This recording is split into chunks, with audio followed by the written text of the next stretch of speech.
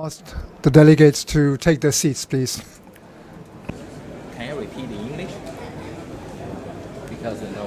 Because when they're standing, they cannot understand Chinese, right? 怎么的？因为他那个 Okay. Delegates are invited to take their seat, please. Thank you. 所以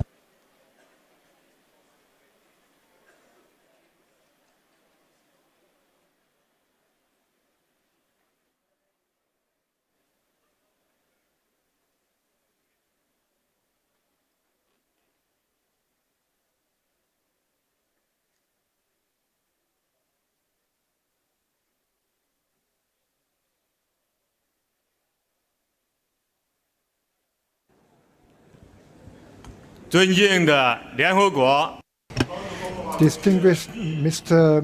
Ibrahim Thiaw, Executive Secretary of the United Nations Convention to Combat Desertification, colleagues, delegates, ladies and gentlemen. On behalf of Mr. Zhang Jianlong, President of the COP13, I'm highly honored to declare the opening of the plenary of the COP14 of the United Nations Convention to Combat Desertification.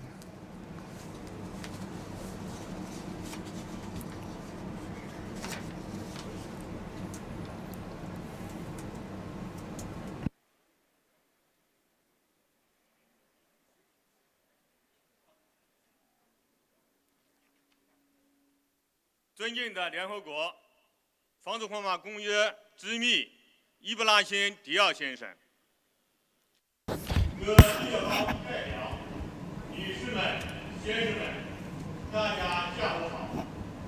Executive Secretary Ibrahim Thiaw of UNCCD, Your Excellency, Mr. Javadakar, Minister of Environment, Forestry and Climate Change of India, distinguished delegates, ladies and gentlemen, good afternoon. On behalf of Mr. Zhang Jianlong, President of COP13 and Administrator of National Forestry of Grassland Administration of China, I would like to express our heartfelt thanks to all the parties concerned for their trust and support to the Chinese government, as well as the President himself, over the past 2 years. We would also pay tribute to the government of India and its people for their hard work hosting COP14. And finally, to all the delegates present, welcome to India.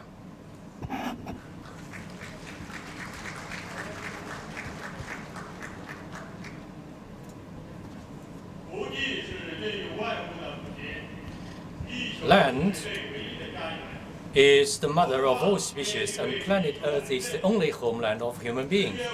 Desertification is described as cancer of the Earth, as it directly threatens global food and security and leads to hunger, poverty, and conflicts and underdevelopment.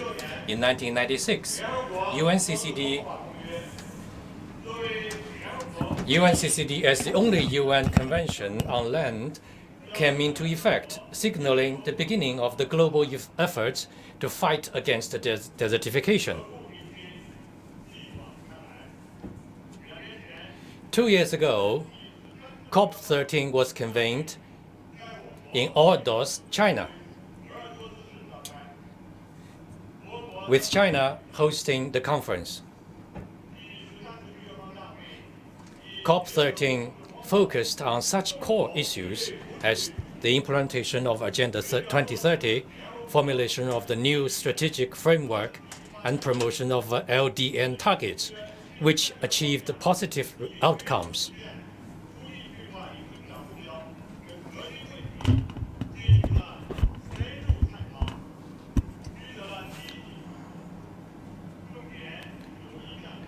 Which are as follows, mainly. First, the consideration of a 2018-2030 strategic framework, which set out the timeline and roadmap for LDN global targets. Second, the adoption by about 120 countries of their national voluntary compliance targets and submission of their national reports. Third, the adoption of Ordos Declaration, which highlights green economy on the deserts and eco-civilization, as well as innovation, coordination, going green and open, and sharing of new development ideas.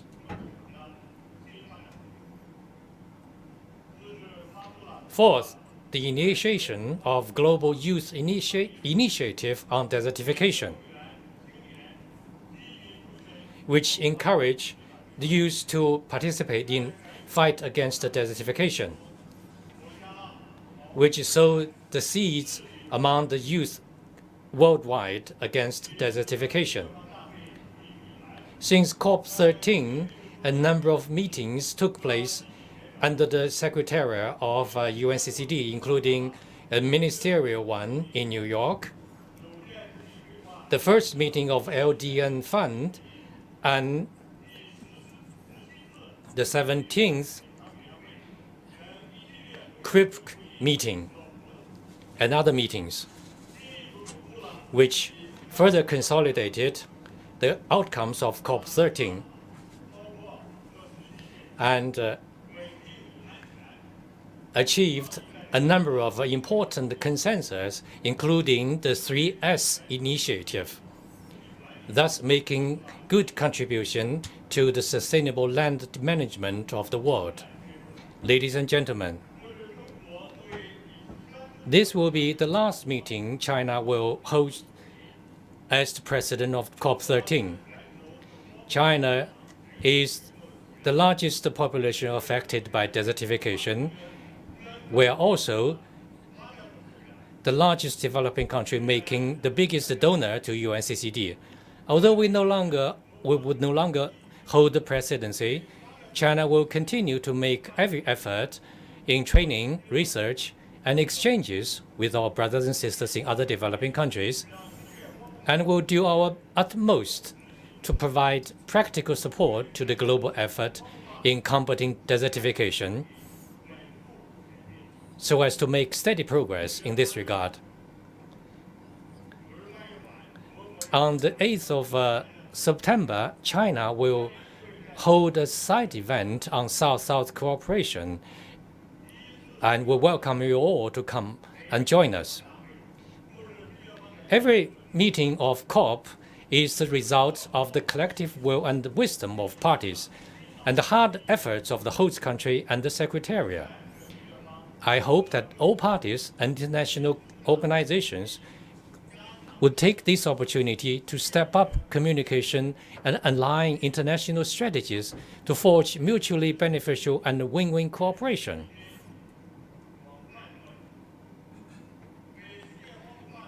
We should also demonstrate good faith, enhance our confidence, and have more extensive exchanges so as to develop a blueprint for the global effort in combating desertification and make a constructive contribution to the UN Climate Action Summit that will be held later this month. By doing so, we will create a driving force for the global sustainable development. Finally, I wish this conference a great success. Thank you all.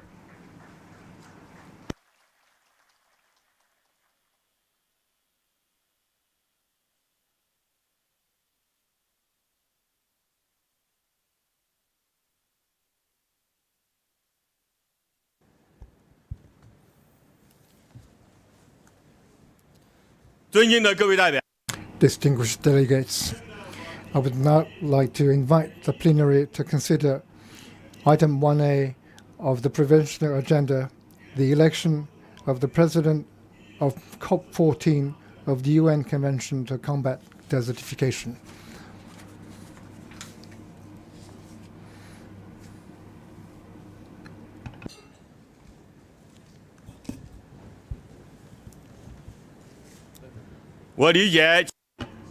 As I understand, on the election, the state parties have reached consensus on the choice of the presidency to this convention, that is to nominate Mr. Pradesh Javakada to be the president of COP14 of the UN Convention to Combat Desertification.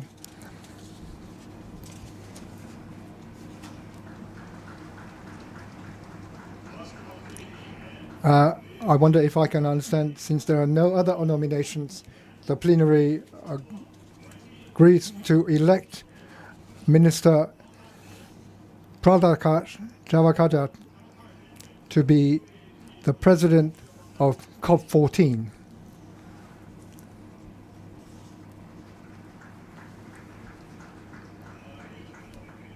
Since I'm not hearing otherwise, the election is formally adopted.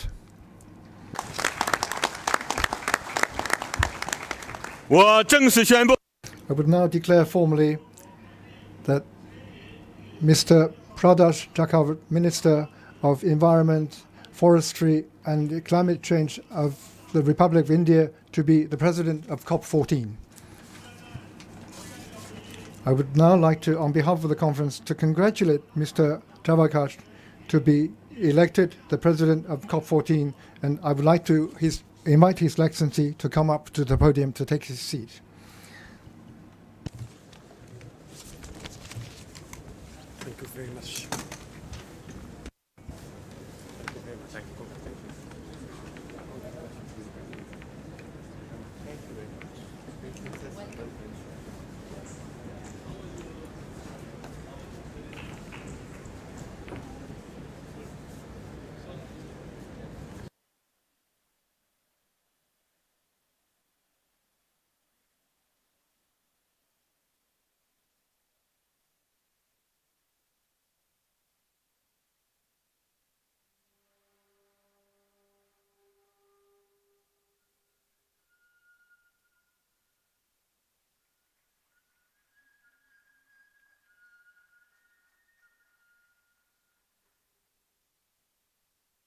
Excellencies, distinguished delegates, ladies and gentlemen, I'm honored to have been elected President of the 14th session of Conference of Parties to the United Nations Convention to Combat Desertification.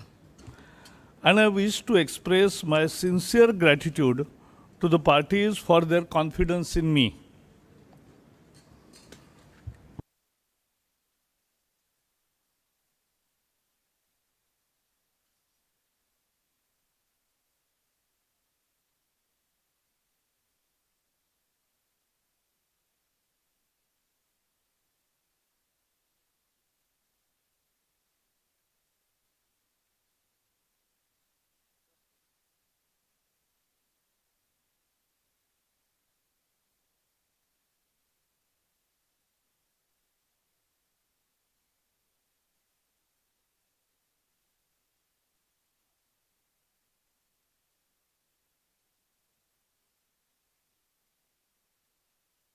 Friends, I welcome Ibrahim Cheval, Executive Secretary, UNCCD, my ministerial colleague, Babul Supriyo, and delegations who have come from all over the world. I welcome you in this beautiful city of Delhi. Actually, this is Noida, a city which is very near to Delhi, as it is suburb, but it is in Uttar Pradesh. But welcome, you will find Delhi very interesting, and you will also move around and enjoy the city, because that much time you will have in between. Ladies and gentlemen, I extend heartfelt welcome to all dignitaries on the dais and participants gracing this occasion today at India Expo Mart in Greater Noida from today to 13 September. As I told you, Delhi is an ancient city with tremendous history that has seen many dynasties and empires. It is therefore a multicultural and cosmopolitan city. Let me inform you that because of this history, it has more than 1,000 recognized monuments. It is one of the greatest cities in the world with few city forests inside the city itself. And at the same time, I must thank China, because China has very ably handled their presidency for last 2 years and taken all our concerns together to a new level.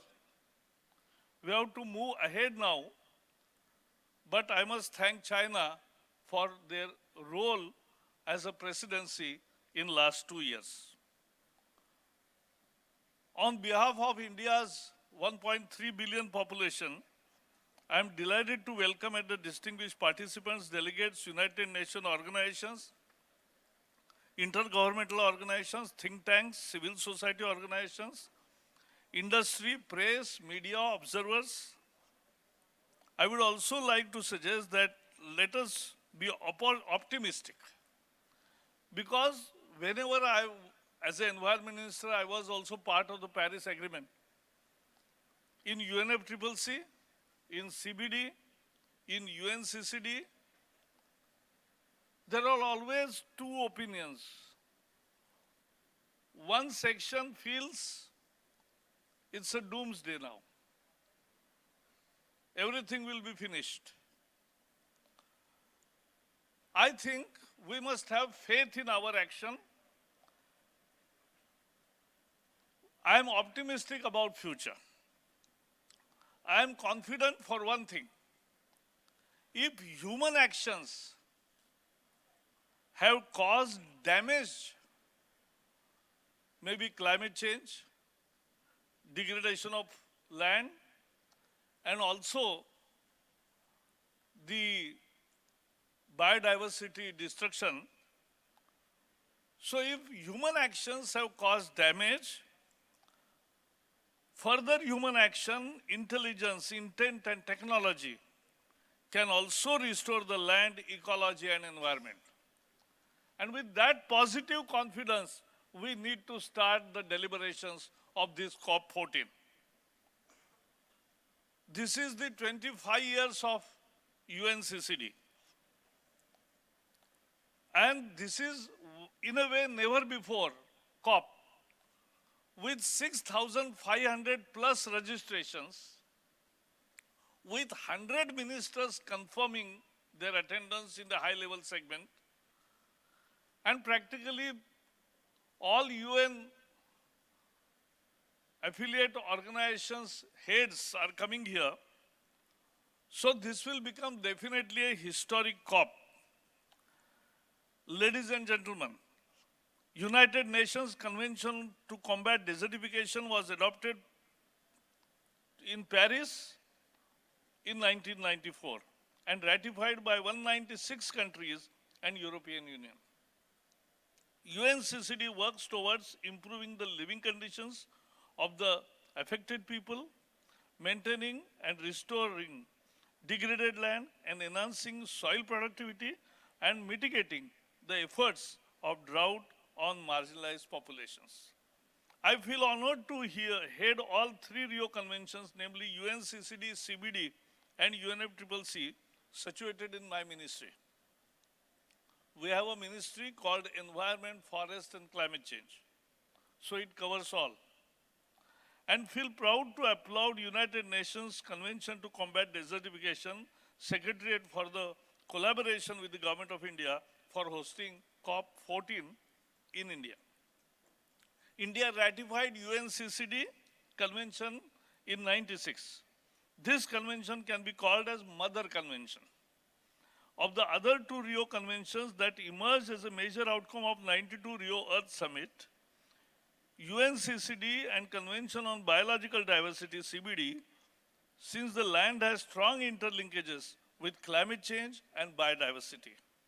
For me, this is all more befitting, as in India, we look Earth as our mother. We call Bharat Mata, because even in normal rituals, or even when we are building a structure or doing any good thing, we worship the land, because in our ethos, land is also treated as mother, and therefore an inbuilt culture of protecting the Mother Earth, and that is what the Indian ethos is. So ecosystem restoration is a very important aspect of our COP, and I'm very sure that these COP deliberations will help in finding new ways. The objective of COP14, accompanied with 14 meeting of Committee on Science and Technology and 18th meeting of CRIC 18, is to discuss various issues of land such as sustainable land management, reversing land degradation, mitigation drought, halting desertification, addressing sand and dust storms, linkages with gender, tenure, etc., and guide the convention as global circumstances and national needs change. This beautiful COP14 logo is also crowdsourced. We invited young minds to design, and I think this is the beautiful logo which has come out, which by just viewing it, we can have the whole theme in our eyes that this is what we need to do, from voluntary efforts to a public policy effort, from frustration to a hope. We have to travel, and I'm very sure we will. We can and we will. That is what we will achieve in this COP14. The key outcomes of COP14 will facilitate in delivering convergence and synergies among the existing programs in the field of agriculture, forestry, land, water management, poverty alleviation, which will cater the need to achieve the sustainable development goals and focused vision of our Honorable Prime Minister Narendra Modi ji. And I'm very happy to announce that on 9th, in the high-level segment, India's most popular and UN-recognized great environmentalist, a protectionist, is coming and opening the COP high-level segment on 9th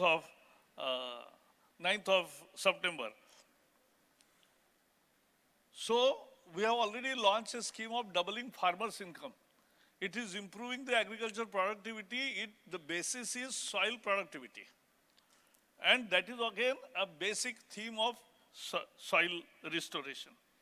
On 25th September 2015, world leaders at United Nations adopted 2030 agenda for SDGs with 169 targets and 17 goals. Out of these 17 SDGs and 15, SDG 15 is very ambitious. SDG, which encompasses all types of land-based ecosystems and biodiversity, with 12 targets and 12 indicators that draw heavily from 2011 to 2020 strategic plan for biodiversity and Aichi targets to be reached by 2020. Further, in March 2019, the UN declared 2130 as the decade for ecosystem restoration. Target 15.3 of SDG 15 not only drives UNCCD implementation, but also contributes to other SDGs relating to climate change, biodiversity, ecosystem, food and water security, and poverty alleviation. Healthy ecosystem plays a critical role in 2030 agenda for sustainable development, imperative of leave no one behind. That is most important. We walk together. We work together. We share together, and then we make future which is more sustainable, and we can hand over a better earth than what it is today to our new generation, the future generation. That is our motto. Desertification affects 2/3 of the countries of the world and 1/3 of the earth. In an unprecedented global campaign to save productive land, 112 countries as of today have agreed to make the Sustainable Development Goal targets of achieving land degradation neutrality by 2030 a national target for action. The world's largest and most populous nation, including Brazil, China, India, Nigeria, Russia, South Africa, have committed to their national targets. About 40% of the world population are now living in water-scarce regions. About 25% of all land globally is highly degraded because of land degradation. Displacement also takes place in some places. 36% of carbon is stored in drylands, mainly soils. Thus, drylands are pivotal in the global fight against climate change and desertification. The drivers of land degradation includes direct drivers such as earthquakes, landslides, drought, floods, human-induced such as deforestation, wetland damage, overgrazing, unsustainable land use practices, and the expansion of agriculture, industrial and urban areas, and indirect drivers such as consumption patterns, population explosion, technological and institutional and social cultural causes. I would appreciate initiatives of many countries who are working on increasing climate resilience, improving sustainable land management, improving land tenure, restoring degraded lands, improving livelihoods, opportunities, and land rehabilitation. India is the seventh largest country, as you know, with 2.5% of the world's land mass, with 17% of human population, with 20% of world's cattle population. Both require land and water, and we have only 4% of fresh rainwater. Still, we have 24% of tree cover and forest cover, and in last 5 years, we have increased that cover by 15,000 square kilometers. Once you start greening more, you restore the land automatically. That is how things happen. Today, on the 14 sessions of Conference of Parties, we reaffirm our commitment towards protecting the land resources. India will achieve sustainable land management and land restoration by 2030 as committed. I am proud to share that India has exceeded the IKE targets under the Convention on CBD. Also, India's tree and forest cover has shown an absolute good increase in last 5 years. India has done many things which my colleague, Minister of State, who is also a very popular artist in India, a very good vocalist, so he will also give you the account of what India has done in his country statement. But I want to emphasize what is the global scenario. And let me also remind that India hosted the 4-day Asia-Pacific Regional Workshop with UNCCD, wherein the national and international participation from about 40 Asia-Pacific countries were trained in the use of innovative land degradation monitoring tool and build capacity of country parties for reporting to UNCCD on land-based indicators. India, being the country party to the convention, has submitted a national report on the future strategic framework 2018 to 2030, comprising of 3 land-based indicators: land cover, land productivity, and soil organic carbon, to UNCCD at the performance of review, the implementation of the convention, Paris portal of UNCCD. The opening session of the high-level segment on 9th September, as I told you, is to be inaugurated by our Prime Minister, and he would be addressing the August gathering constituting Deputy Secretary General, United Nations, Executive Secretary, UNCCD, President of the COP, and all others dignitaries and all ministers also who will join on 8th. There will be many side events and exhibition. We saw it. UNCCD Executive Secretary and we went, opened that pavilion. It's very worthwhile to spend few hours in that exhibition. There will be many side events and exhibition to demonstrate countries' present and upcoming effort to combat desertification and drought and to achieve land degradation neutrality from all over the world. India Pavilion is also launched for showcasing the success stories and achievements of India, depicting the nexus between land, water, energy, biodiversity, climate change, science and technology. The delegates will be given an information diary on the arrival at the airport, which you must have received. which will have all necessary details of the free shuttle bus services to hotels, venue of the COP, and for return journey also, and its important landmarks, markets, contact details of all government and other facilities. Information is also available on our special website, UNCCDCOP14INDIA, at the .gov.in. The venue, India Expo Mart Limited, is a state-of-the-art facility, and the host government has made all necessary arrangements in terms of providing Wi-Fi, internet connectivity, adequate food beverages section, cafeteria during the course of the stay here. Ladies and gentlemen, let us all resolve to make the local lands healthier and more productive for providing a better homeland and better future to its inhabitants. I hope delegates joining us from all over the globe will have some time to see the history and splendor of Delhi. Your participation in this conference is of utmost value because I believe that the diverse world comes out with brilliant ideas, and when they are based on their own experiences and perceptions and also based upon their research and technology and their experience, they are much valued, and we must all learn from each other, take success stories back to home, and try to emulate all the success stories so we combat desertification. Thank you and all the best.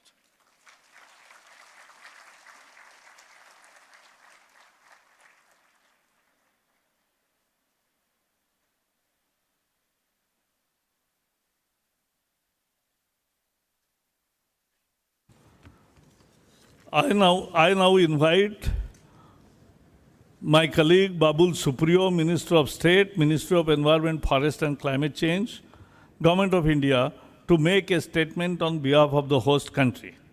Excellency, you have the floor.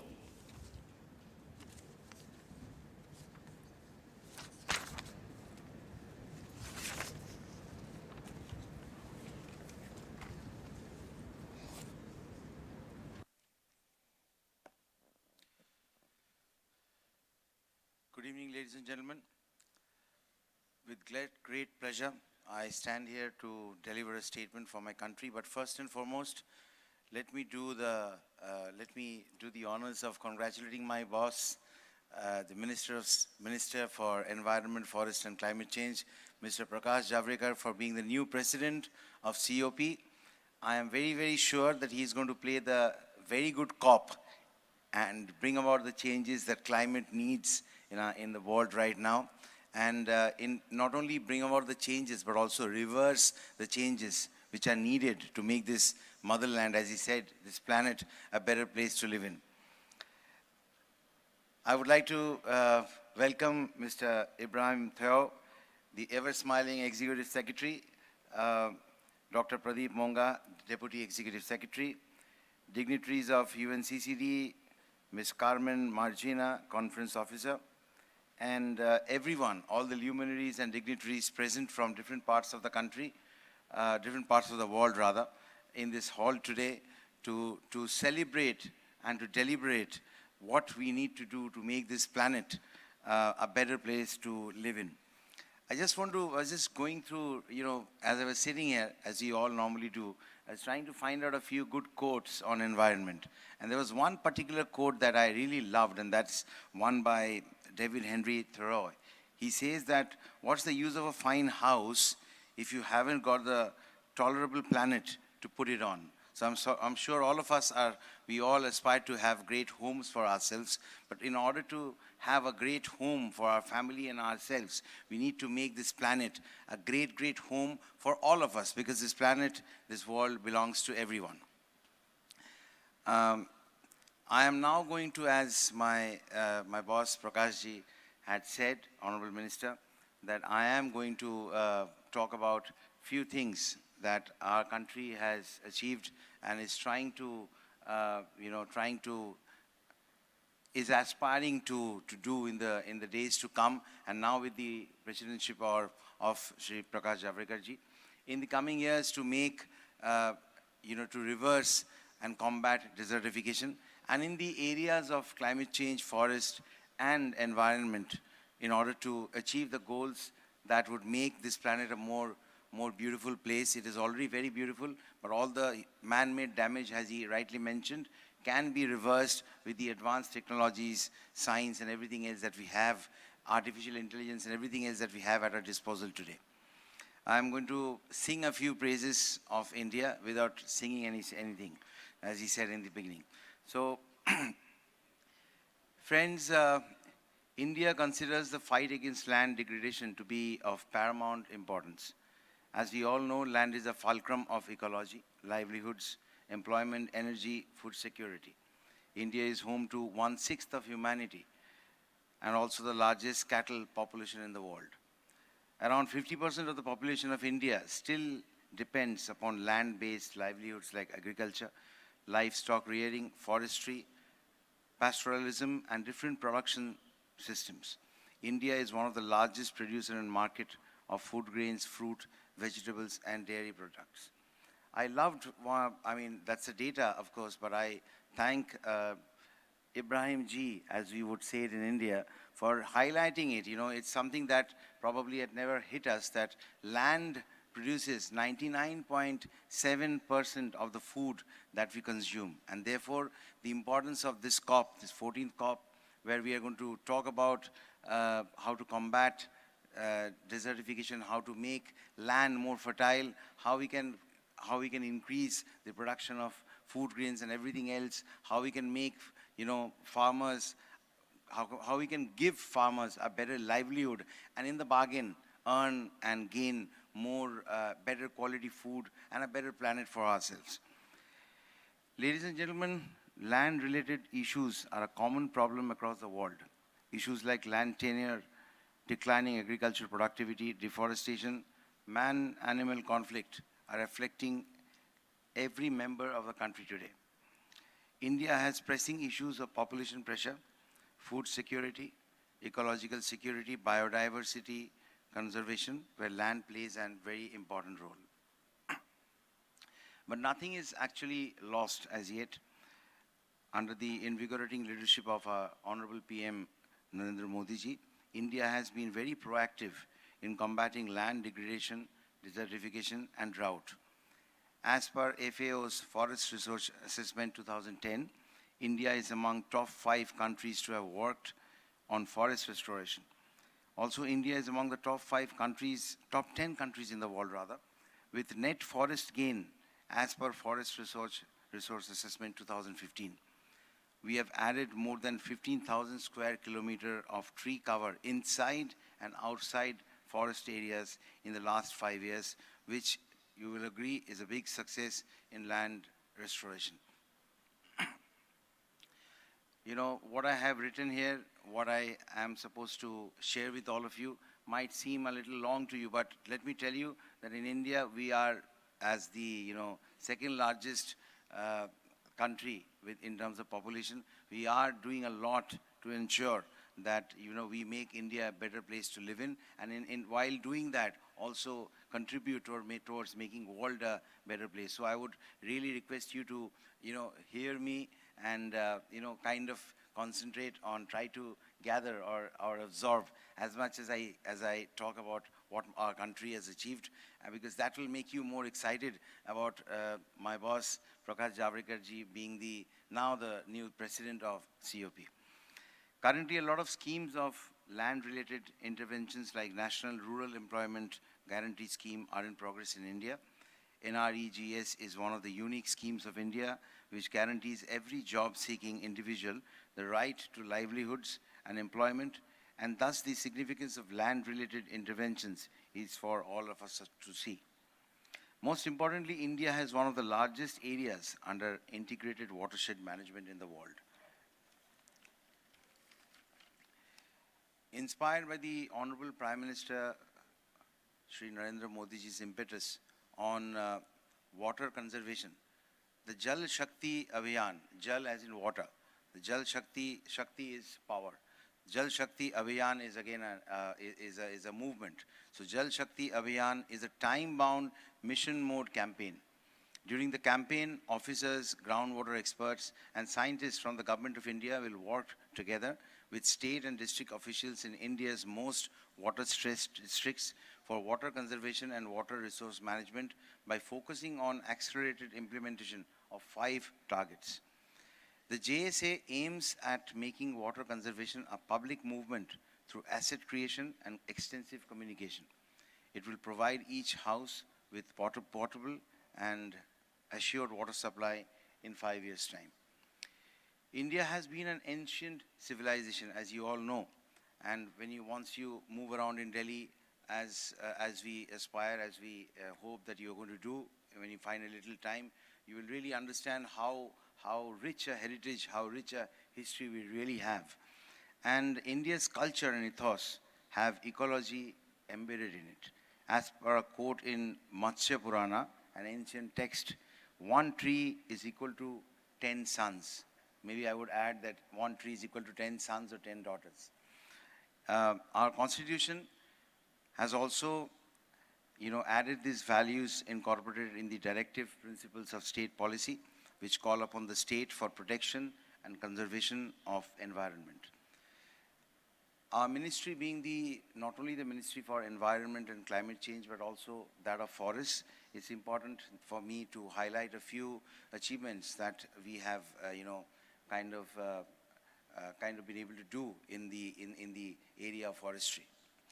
Joint forest management in India is something that we are really thinking seriously upon, a story of progression towards participatory forest management and livelihood enhancement for the tribal communities in India. India has a long history of scientific forest management since the 19th century. India's efforts towards participatory forest management through the Joint Forest Management Program are widely recognized across the forestry fraternity. India is proud to have 77 of the world's tiger population, with 2,967 tigers, which testifies to the protected status of the ecology. However, this is just one of the many milestones of India's conservation history.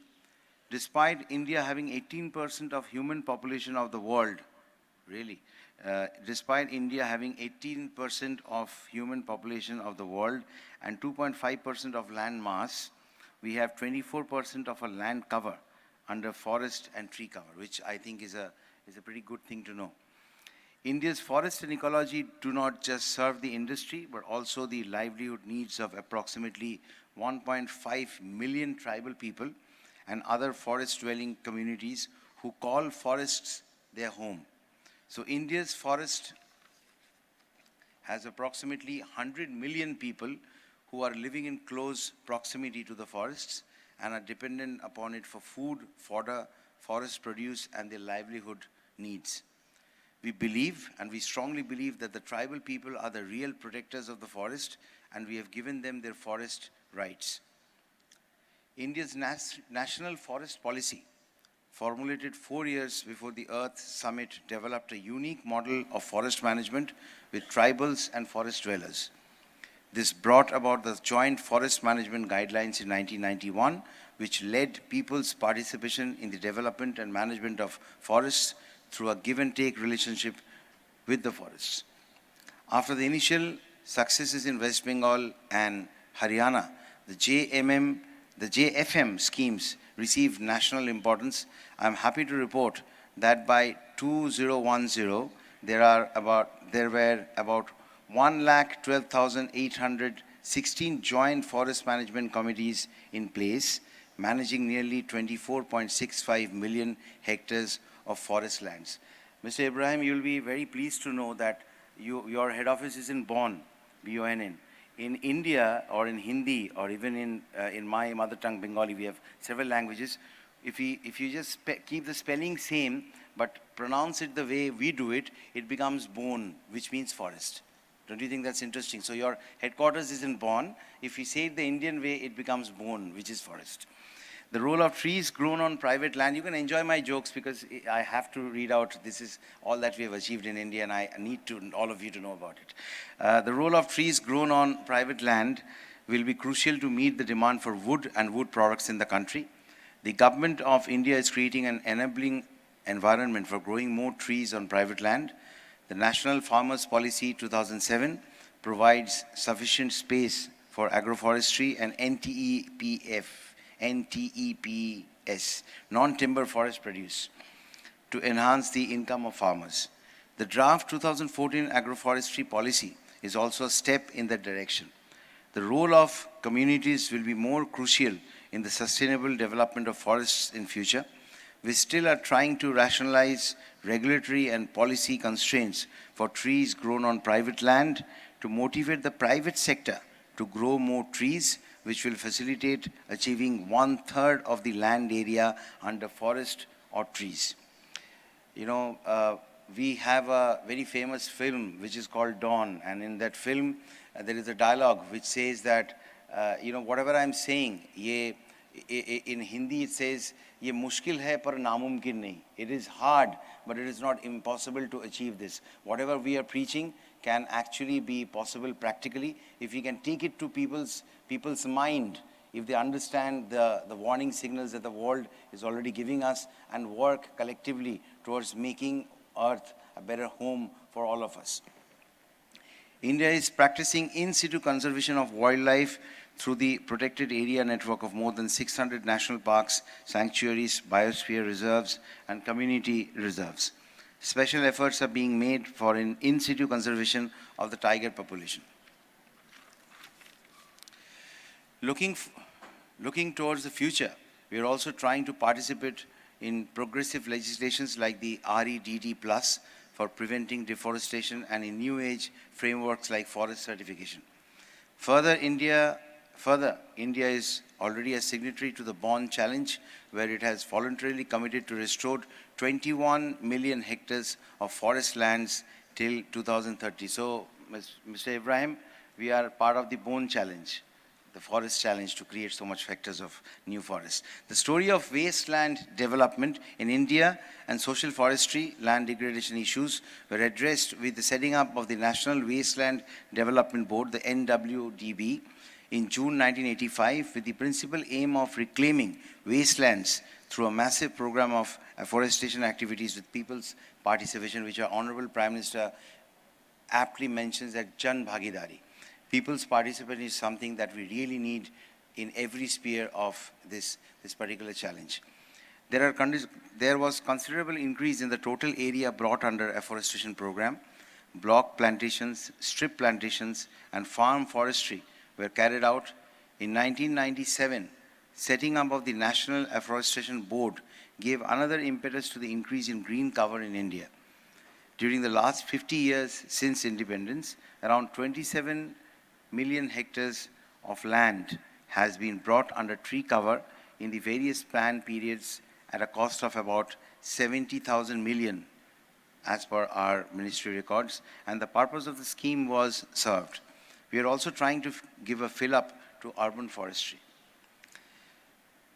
What are the watershed developments we have done in India, which makes us one country who has really taken this job or this challenge of combating desertification, or be it reversing the adverse climate changes that we have had in the world or around us. In the late 80s, watershed-related success stories like Ralegaon Siddhi, Hivre Bazaar, Sikho Manjari, etc. became a part of India's growth story. Soon, watershed became a movement amongst the civil society in India. With the release of Hariyali guidelines in 1994, Hariyali means greenery. With the release of Hariyali guidelines in 1994, watershed development was adopted by the Ministry of Agriculture and various state governments. By 2013, under the various schemes of the Department of Land Resources, like IWMP, 59.19 million hectares were treated till 2013. Similarly, the Department of Agriculture and Cooperation has treated 22.85 million hectares of land, thus almost 3,20,000 million rupees had been spent on watershed development through these programs. Agricultural lands, green, white, and blue revolution in India. Because of the Green Revolution, the country that was producing 70 million tons at one point of time is now producing 270 million tons of food grains. I mean, that's almost 4 times what we did previously. In 1961, between 1961 and 66, due to various factors, India got a setback due to drought, external conflicts, and devaluation of the rupee. India showed its true potential in agriculture with the beginning of Green Revolution. India saw a steep increase in agricultural output with the combined use of new high-yielding variety of seeds, fertilizers, and pesticides. India also exported $38 billion of agricultural products in 2013, making it the 7th largest agricultural exporter in the world. During 1974 to 1979, India faced a lot of problems of inflation and balance of payment due to steep rise in prices of imported oil. India was also milk deficient that time, and malnourishment was rampant in India. Thanks to the efforts of Dr. Verghese Kurian and cooperative movement in Gujarat, it was actually magical. The Amul model of cooperatives was born and the National Dairy Development Board was founded. During the late 80s, animal husbandry programs were given focus, and the success of Operation Flood brought India to the top in terms of dairy production. Today, the Amul Group's turnover exceeds 450 million rupees, and India has become a forerunner in the cooperative dairy movement. Space technologies used in mapping. India is one of the few countries to have come out with national land degradation atlases. India, owing to its advanced space program, is one of the few countries in the world to have substituted the data from the European Space Agency with its own data in the LDN land degradation assessment. Also, India's space technologies are also famous for being cost-effective and application-oriented in nature. By the way, I might want to tell you that within the next 24 or 48 hours, Chandrayaan-2, our moon mission, is going to, drop the space, the Vikram, which is the name of the unit that is going to reach the moon. It is going to land on the moon. It is going to happen anytime in the 24 to 48 hours, most of you, while you are still in India. So please do watch it on TV. It's a moonshed moment for us.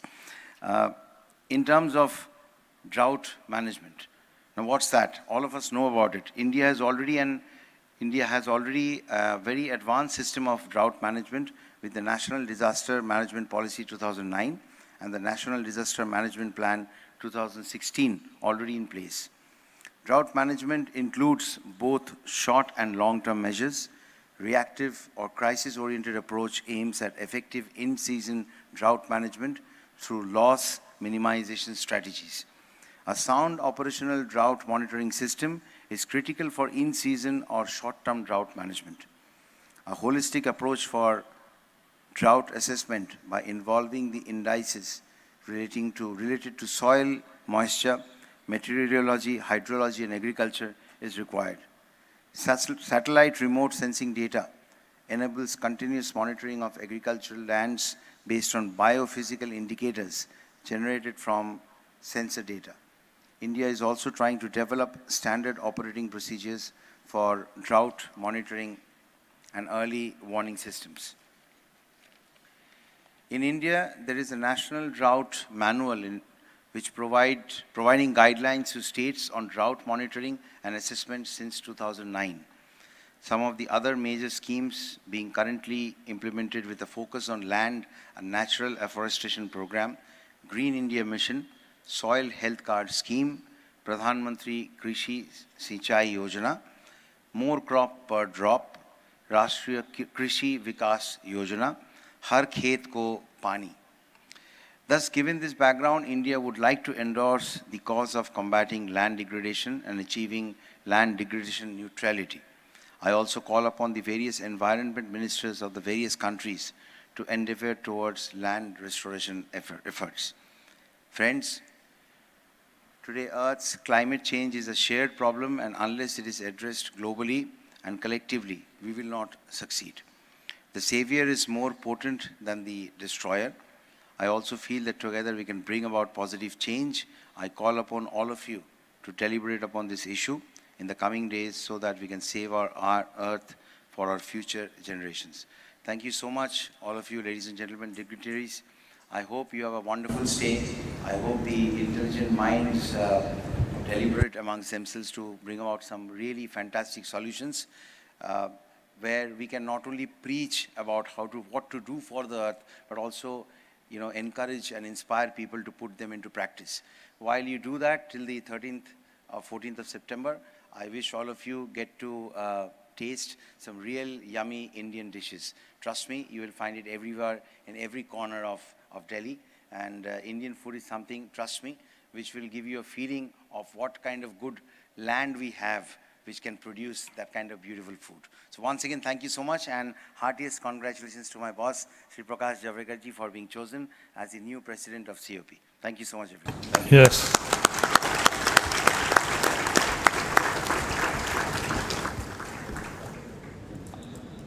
I thank my colleague Supriyo for his country statement. I now have the pleasure to invite the Executive Secretary of UNCCD, Mr. Ibrahim Chow, to make a statement. Minister, Mr. Executive Secretary, you have the floor.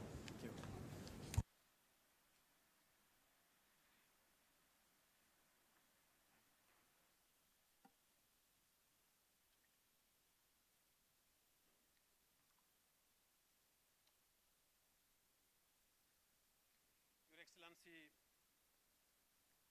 Mr. Prakash Javadekar, President of COP14,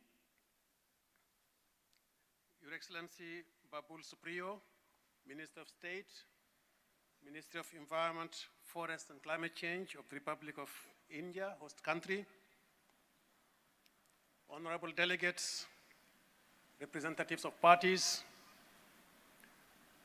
representatives of international organizations, of civil society organizations, representatives of the media, dear colleagues from the United Nations and other organizations, my dear colleague Pradeep Monga, Deputy Executive Secretary to the UNCCD, as well as my other colleagues from the Secretariat. Namaste. That's about all I know in Hindu. But I will speak in English and French, just in case you need your headsets. It's an honor and a pleasure to address this assembly for the first time as Executive Secretary of the UN Convention to Combat Desertification. I am proud to be serving the 197 parties to the Convention. Allow me, first of all, to express my sincere gratitude, as well as my congratulations to Minister Prakash Javadekar and his team for the warm welcome and the hospitality extended to us and all participants. I am sure all delegates will agree with me that indeed India is an incredible country.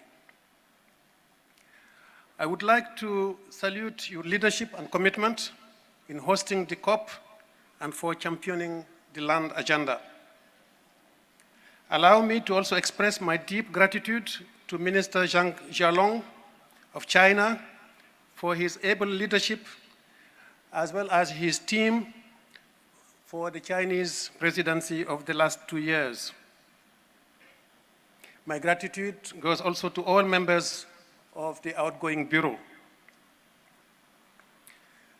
Ladies and gentlemen, for the next 2 weeks, we may be between 7,000 and 8,000 registered participants tasked with making life better for the 3.5 billion who are affected by the severe degradation of 3/4 of our land.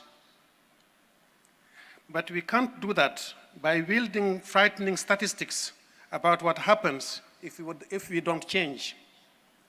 We have to offer a way to change, a way to harness the enormous potential of our land that rewrites the persistent narrative of doom and gloom with one of peace and security. Maybe it's a good thing that we are having this COP on Gandhi's 150th anniversary, and that we are starting this conference on the festival of Ganesh, because he is known for removing obstacles, avoiding natural calamities, and bringing good fortune. And if we succeed at this conference, that's exactly what we will achieve. Removing obstacles to sustainable development, avoiding natural disasters, particularly from climate change, and bringing well-being to everyone through the jobs and opportunities that land restoration creates. My job for the next 2 weeks is to give you a solid platform that will help you create the right conditions for you to take decisions, launch actions, and build partnerships to scale up and speed up progress towards our common goals. That's why on Science Day, you will have access to experts who produced some of the key reports published this year. For example, the International Resources Panel's outlook, showing that the excessive resource use is already generating half of our greenhouse emissions and could increase them by another 43% in the next 40 years, unless we adopt circular economic flows and extend products' life cycles, which would cut that emissions growth by 90% and still increase GDP by 8%. The second report is the IPBES Global Assessment, expanding on the earlier land degradation report to reveal that human impact is driving 1 million species towards extinction, whereas doing something about it would have incredible benefits for our society, economy, and climate. The IPCC report making huge strides in confirming those three-way connections between land, climate, and biodiversity, and spelling out the consequences of inaction. Then, responding to the request from COP13, our science policy interface team has worked hard to complete 3 new technical reports covering the carbon benefits of sustainable land management, the contribution of land degradation neutrality to well-being and livelihoods, and the role of land-based interventions in drought management, drought mitigation, and risk management. There have been a lot of other valuable papers published, but the last ones I would like to make sure you have at hand are the regional editions of the Global Land Outlook. So with the science clearly spelling out what has to be done, the rest of us need to decide how it translates into policies that work for each party and how it combines with partnerships that advance our priorities. There are quite a few opportunities to do that, but let me quickly mention a couple. First, the thematic days on drought and sand and dust storms. It is estimated that 25% of global dust flying around the world are due to deforestation, overgrazing, and industrial activities. Land degradation contributes dangerously to human health risks of diseases like asthma, meningitis, and valley fever. Land erosion is a major cause of poor water quality, which again negatively affects our health and our economy. Droughts are causing serious impacts on agriculture, livestock, industry, transport, water, and air quality. In most parts of the world, years of droughts correspond to years of economic downturn. We need to build on progress achieved over the last 2 years, in particular on the drought plans being developed by over 70 parties with the support of the Secretariat. In addition to the drought toolbox we already have, many countries have expressed the need to have an integrated early warning system, better preparedness, as well as a mitigation recovery plan to drought. Pursuant to your decision at COP13, we have prepared a specific report on droughts for your consideration. While the forums for youth, business, and cities and local governments will do exactly what they say on the tin, more than 80% of the youth in the OECD countries believe it is their duty to improve the world. And more than 2/3 of us will be living in towns and cities by 2050. Making this a unique chance to listen to and learn from a cross-section of people representing a huge number of voters, taxpayers, and consumers. Ladies and gentlemen, by this time next week, we will be into the high-level segment, which will reinforce the work behind the Delhi Declaration, lead to political momentum, and promote guidance on priority areas. For example, across the 3 roundtables.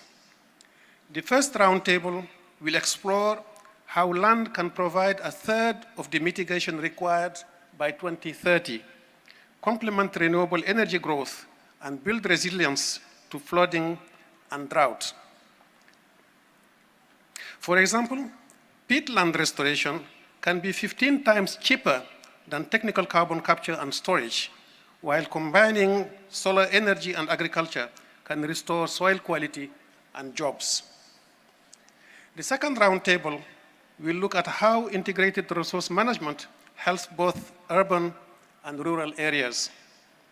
For example, using holistic planning and governance to enhance natural synergies like local farm-to-fork supply chains can alleviate food and water pressures in urban areas while reducing poverty and insecurity to stem migration from rural areas. The third roundtable will help to accelerate the SDGs by leveraging the UN Decade for Ecosystem Restoration, which was mentioned by the Minister. For example, there are over 1.5 billion hectares of forests where restoring the balance of natural and working ecosystems can increase agricultural yield, soil quality, and jobs. With potential returns on investments of up to 30-1, it is something that could certainly be highlighted more in the debates about fires ranging from the Arctic to Africa to the Amazon. But then let us also look at the disappearing drylands, wetlands, and peatlands. Apart from being massively underutilized opportunities, it is worth noting that all 3 roundtables can offer practical, cost-effective solutions where a single investment reaps multiple benefits for people as well as the climate or ecosystems, can help reduce gender and rural inequality, which in turn scales up and accelerates those benefits, and can radically step up that transformation through the involvement of indigenous and faith-based communities, investors, and business, as well as youth.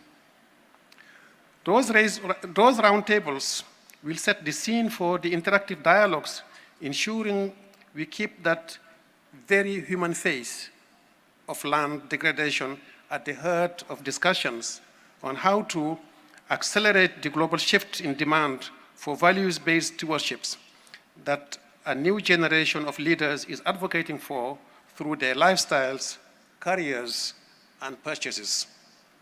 How to respond to the way healthy land supports healthy people by reinforcing the life support systems for our food and water and reducing the threats from pollution, disasters, malnutrition, drug resistance, and migration.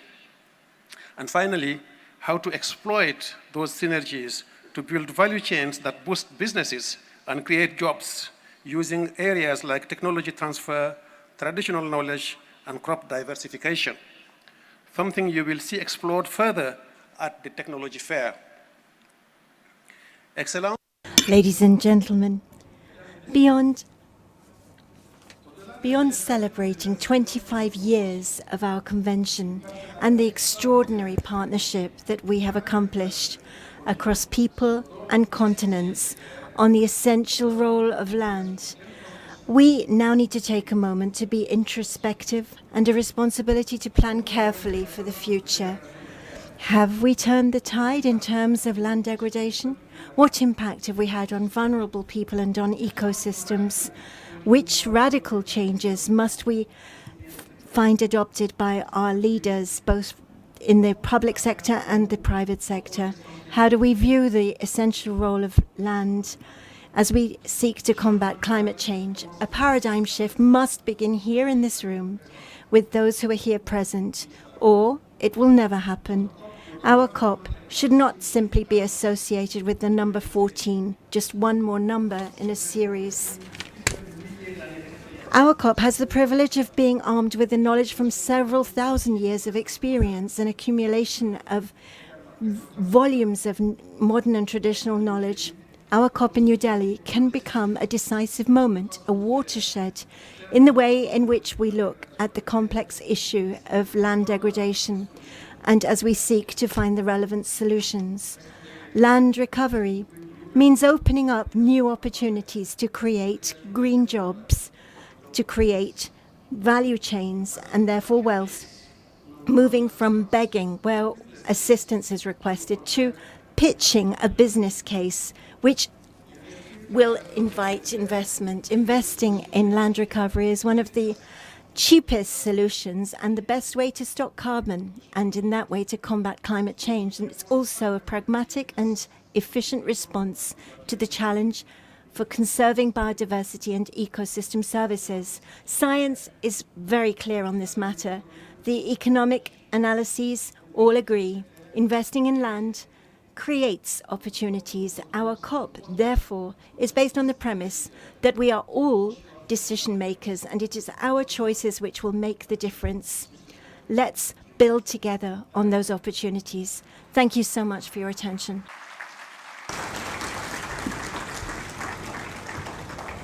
Yes.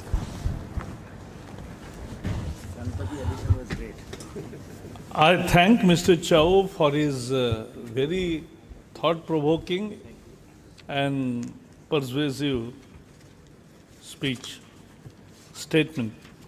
Distinguished delegates, the floor is now open for the representatives of regional and interest groups, the representatives of UN system, its specialized agencies, and other intergovernmental organizations, as well as representative of non-governmental organizations to make brief statements. I now give the floor to the representative of State of Palestine on behalf of groups of 77 plus China. Palestine. سيد الرئيس, Mr. Chair, Mr. President, I have the honor to deliver this statement on behalf of the Group G of 77 and China. At the outset, our group would like to congratulate you on your election as President of the 14th session of the COP of UNCCD. We also extend our appreciation to the Executive Secretary of the Convention, Mr. Ibrahim Thiaw, and his team for their efforts aiming at achieving the objective of combating desertification and land degradation, as well as mitigating the effects of drought. We would like to take this opportunity to sincerely thank the government and people of India for hosting this conference, as well as for the warm hospitality extended to all of us since we arrived to India. The G77 and China continues to attach great importance to the tremendous challenges of desertification, land degradation, drought, sand and dust storms, as they are major environmental, economic, and social challenges for global sustainable development. They are also the main causes of great suffering to millions of people across the world. Our group expresses its deep concern about the continuation of land degradation, especially that 1/5 of the Earth's land surface covered by vegetation shows persistent and declining trends in productivity. We stress that continued degradation would lead to desertification. Thus, the need to continue our efforts in order to combat desertification, to restore lands, soil, and others.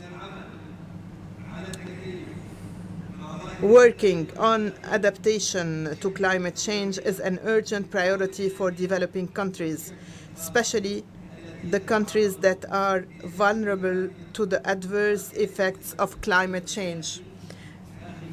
And we also keep in mind that that it's necessary to provide scaled up financial resources in order to achieve a balance between adaptation and mitigation. Mr. President, our group recommends to establish linkages between climate change and land degradation, as outlined by the IPCC Special Report on Climate Change. Land is both a source and a sink of greenhouse gases. Climate change contributes to and exacerbates land degradation and desertification processes. We also would like to recall that the 2030 Agenda for Sustainable Development, namely Target 15.3, calls for a commitment by the international community to combat desertification, to restore degraded land and soil, including land affected by desertification, drought, and floods, striving to achieve a land degradation neutral world by 2030. Therefore, strengthening the resilience of our ecosystems, agriculture, infrastructure, and societies as a whole is more urgent than ever, as we reaffirm our commitment to achieving sustainable development goals in their three dimensions: economic, social, and environmental, in a balanced and integrated manner. In this connection, our group reaffirms that the achievement of the Sustainable Development Goals, especially Goal 15 and Target 15.3, would serve as an accelerator to end poverty and hunger, to tackle inequality, and to stimulate economic growth. Our group further considers that desertification, land degradation, and drought are major threats of global dimension, and that they aggravate economic, social, and environmental problems such as poverty, health, food security, biodiversity, water scarcity, and it also contributes to migration and to reduce our resilience to climate change. Furthermore, protecting and restoring lands are important instruments in our fight against desertification. Therefore, there is a need to strengthen the environmental information and knowledge management aspects. Our group, Mr. President, and based on the early action taken by the UNCCD Secretariat, would like to recommend helping countries in target setting and identification of national hotspots for rehabilitation and restoration. However, much is still needed to be done, such as dealing with the various and different realities at the national and regional levels in order to implement the decisions of the Convention. Our group affirms that action to achieve land degradation neutrality has the potential to act as an accelerator for achieving a number of sustainable development goals. It is also a catalyst for attracting sustainable development financing and climate finance to implement the Convention in line with the objectives of the 2030 Agenda for Sustainable Development. We call upon all countries to achieve the LDN targets as appropriate by providing substantial financial resources, facilitated access to appropriate technology, and other forms of support. We recommend to consider sand and dust storms as serious challenges to sustainable development in the affected countries and regions. And we reiterate our calls to the United Nations system to play its role in advancing international cooperation and support to combat sand and dust storms. We invite all other relevant organizations to integrate into their respective cooperation frameworks and operational programs, measures and actions aimed at combating sand and dust storms, including capacity building, information sharing, as well as developing early warning systems. We also stress the importance of addressing socio-economic, environmental challenges of the affected countries and ways to address and combat sand and dust storms in the context of Sustainable Development Goals. Mr. President, our group reiterates that implementing Agenda 2030 as well as Sustainable Development Goals are one of the most important priorities of developing countries. This is the start of a future that we are all aiming for, a future that we want also to secure for the future generations. Thank you, Mr. President. A good speech by Palestine. نشكر دولة فلسطين على هذه الكلمة الممتازة. Thank the representative of State of Palestine. Before I give floor to Finland, let me share a thought with you. I know that you have come from far away to this place to tell your story, and that is very important for us, all of us. But I'm also very confident that you can deliver it in 5 minutes. So I now give the floor to the representative of Finland on behalf of European Union and its member states. President, Honorable Minister, Executive Secretary, distinguished delegates, Excellencies, ladies and gentlemen. It is indeed my privilege to deliver this statement on behalf of the European Union and its member states. Let me start by expressing our deep gratitude and appreciation to the Government of India for hosting the 14th Conference of the Parties of the UNCCD. India is uniquely suited for our theme and allows us to see and experience some of the extensive national efforts to rehabilitate and restore degraded landscapes. For instance, the forest cover in India has increased by 670,000 hectares since 2015. We believe these encouraging examples of India will inspire and motivate even more ambitious action around the world, and that under India's leadership, the international effort towards achieving land degradation neutrality could rapidly move forward. In addition, we want to thank the outgoing Chinese presidency along with the COP Bureau and outgoing Executive Secretary Monique Barbu. We welcome Mr. Ibrahim Thiaw, the new Executive Secretary, who has with his hard-working secretariat and Indian hosts made significant efforts in preparing this conference. This year we celebrate the 25th anniversary of the convention. Since 1994, we have cooperated in combating desertification and in mitigating the efforts of drought under the UNCCD, which is the sole legally binding international agreement linking environment and development to sustainable land management. Ladies and gentlemen, it's estimated that 2 billion hectares of land is degraded worldwide, and we continue to degrade another 12 million hectares of productive land every year. The recent IPCC report on climate change and land and the earlier IPBES work show that land degradation is strongly linked to both global climate change and biodiversity crisis. The IPCC report clearly demonstrates the wide-ranging impact of land degradation. Land degradation risks our ability to feed the world, threatens the survival of over 1 million species, severely disrupts and in some cases destroys ecosystems and undermines resilience. It also drives resource-related conflicts and forced displacement that demand costly international intervention.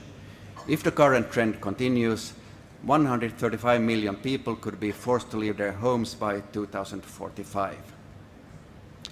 Ladies and gentlemen, we have a science-based concept of land degradation neutrality as the focus of the UNCCD 2018 to 2030 strategic framework, linking the UNCCD more closely to Agenda 2030. The land degradation neutrality target setting program is exceeding our expectations.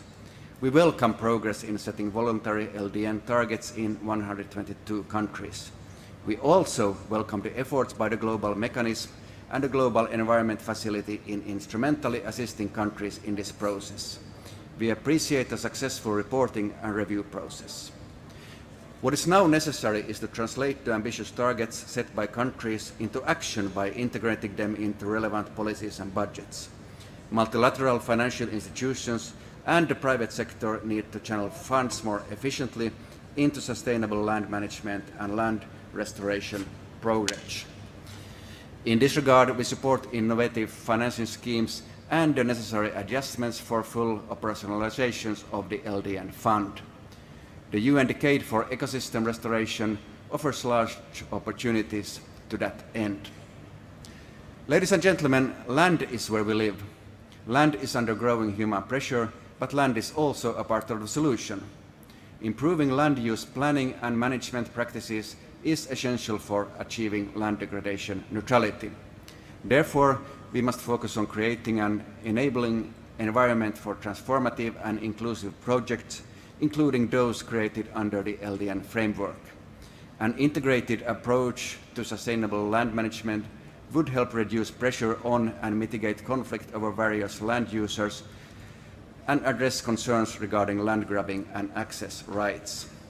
Furthermore, by improving livelihood opportunities, it will help address some of the root causes of environment-induced displacement and change the narrative in communities impacted by desertification, land degradation, and drought. We also need to take into account specific local conditions and engage land users and local communities, particularly women, youth, and other relevant stakeholders. Ladies and gentlemen, we welcome the advances made in the reporting on the implementation of the Convention and on the LDN.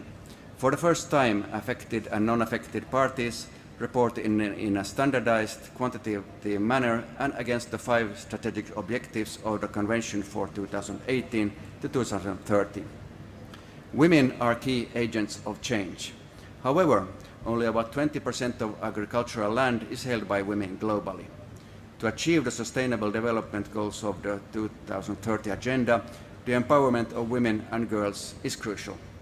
Therefore, we invite parties to create enabling environments and undertake reforms at the national level to make the implementation of the Convention gender responsive and transformative. The Gender Action Plan of the UNCCD requires more concrete and systematic actions in its 4 priority areas. We welcome the new agenda item on land tenure. Responsible land governance, secure land tenure, and strengthened land use and access rights are fundamental components of sustainable land management. The SDGs and their targets are interlinked and indivisible. We must also recognize the importance of working towards other SDGs in parallel to have truly transformative change in terms of sustainability, equality, and economic development. Ladies and gentlemen, science is key to the Convention. Sound scientific understanding of the causes and processes of land degradation and desertification is necessary for designing effective measures to avoid, reduce, and reverse land degradation. Science is also central for monitoring and evaluating progress towards combating desertification and restoring degraded land. To have a tangible impact and transition towards more sustainable land management, research must be translated into clear and practical policy recommendations and technical guidance for action. In the UNCCD, the Science Policy Interface has since 2011 provided scientific direction. We appreciate SPI's cooperation with other scientific panels and bodies, but also want to underline that the SPI should make maximum use of synergies and collaborations with other technical partners to avoid duplication. Ladies and gentlemen, we may say that the UNCCD is still quite an unknown convention for the larger public. We support the efforts of the Secretariat to raise awareness of this convention. Efficient, active and innovative communication is key in this regard. We welcome the Secretariat's goal to outreach children and youth while reinforcing efforts to reach the policymakers and the private sector. Moreover, we emphasize that gender equality and women's and girls' empowerment should be an integral part of the communication activities. We fully agree with the Executive Secretary that it's of importance to give a human face to the Convention. Ladies and gentlemen, on behalf of the European Union and its member states, I would like to emphasize our continued support to the UNCCD as the main international framework to combat desertification, land degradation and drought. Time is running out, however, to take decisive action in synergy with the climate change and biodiversity agenda and meet our citizens' expectations for bolder support to climate action and biodiversity protection, as movements around the world have shown in recent months. We are looking forward to the discussions with all parties and all regions, and we remain confident that the decisions taken here will allow us to make significant strides towards a land degradation neutral world. I wish to inform you that the full version of this speech will be available in the UNCCP COP application. I thank you for your attention.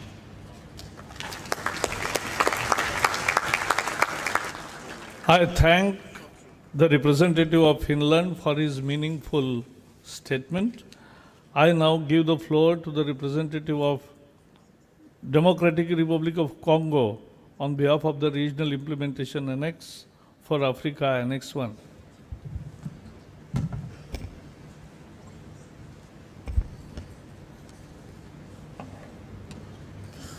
Monsieur le Président, Mr. President, UNCCD Executive Secretary, members, Bureau members of subsidiary bodies and of the COP, presidents of regional annexes and chairs, ladies and gentlemen, distinguished delegates, on behalf of the Africa Group, I would like to extend our gratitude to the government and the people of the Republic of India for the warm hospitality and reception extended to us since our arrival in this beautiful city of Delhi.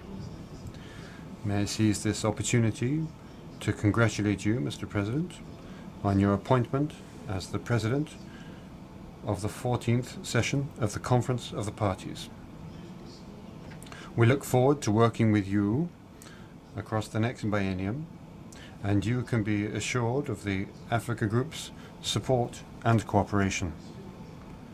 President, I also wish to extend our gratitude and appreciation to the outgoing COP President, the Minister of State Forestry and Grassland Administration of the People's Republic of China, Honorable Zhang Jianglong, and the Government of China for the excellent work done during the last 2 years of your presidency.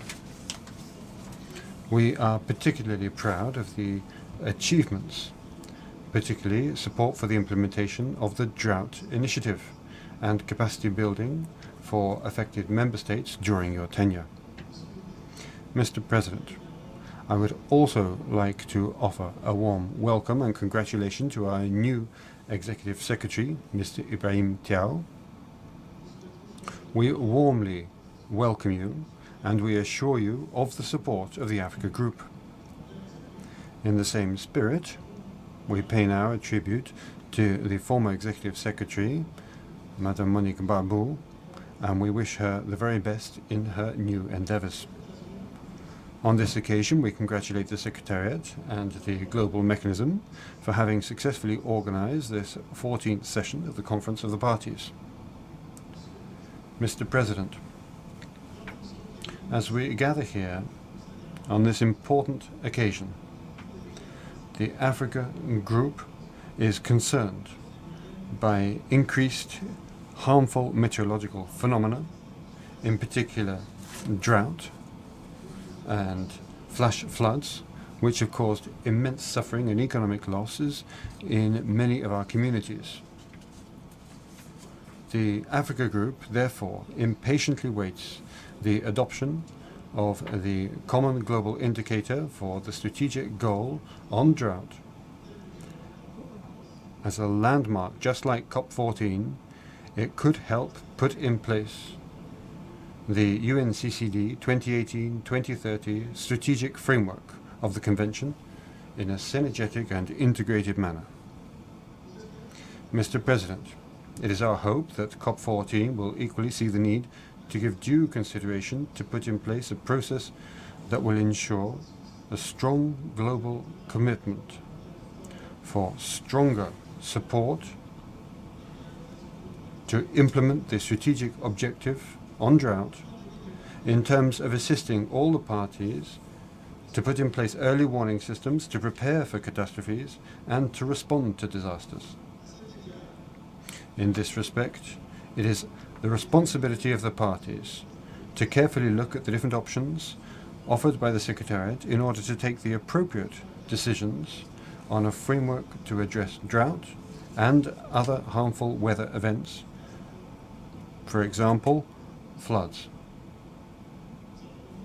We therefore call upon our partners to increase their support to policies to combat drought, and we invite the Global Economic Facility, the Green Climate Fund, and other financial mechanisms to give due and proper consideration to this support. Mr. President, the African parties have fully acceded to the global program to define targets to achieve land degradation neutrality. 122 countries participate, 50 of them in Africa. We hope that the COP14 will put in place clear mechanisms for funding and the development of programs to move towards land degradation neutrality, and this in a sustainable manner. The centrality of LDN in delivering synergies between the Rio Conventions and as an accelerator to achieving the multiple sustainable development goals is an opportunity on which we must build, not just in technical terms, but also to mobilize financial resources for projects based in the land. Mr. President, we believe that COP has the responsibility to ensure effective performance of its subsidiary bodies and to take any corrective measures as appropriate. The Africa Group would like to note that the way in which the last two intersessional CRIC sessions were conducted, due in part to the limited time allocated for the events, has rendered the body ineffective with respect to interactive participation by parties and the quality of the outcome. It is our hope that the COP will take the appropriate measures for CRIC to be able to effectively fulfill its functions. Finally, Mr. President, we look forward to actively engaging with our partners, and we are optimistic. We look forward to seeing a positive outcome from COP14. Thank you. I thank the representative of Democratic Republic of Congo for his effective representation of African voice. I now give floor to the representative of Iraq on behalf of Asia Pacific Group. Thank you, Mr. Chair, for giving Iraq the opportunity to deliver this opening statement on behalf of Asia Pacific Group at this 14th session of the Conference of the Parties to the UNCCD. At the outset, the Asian Pacific Group wishes to convey our sincere gratitude and appreciation to the government and people of India for hosting COP14 and their hospitality.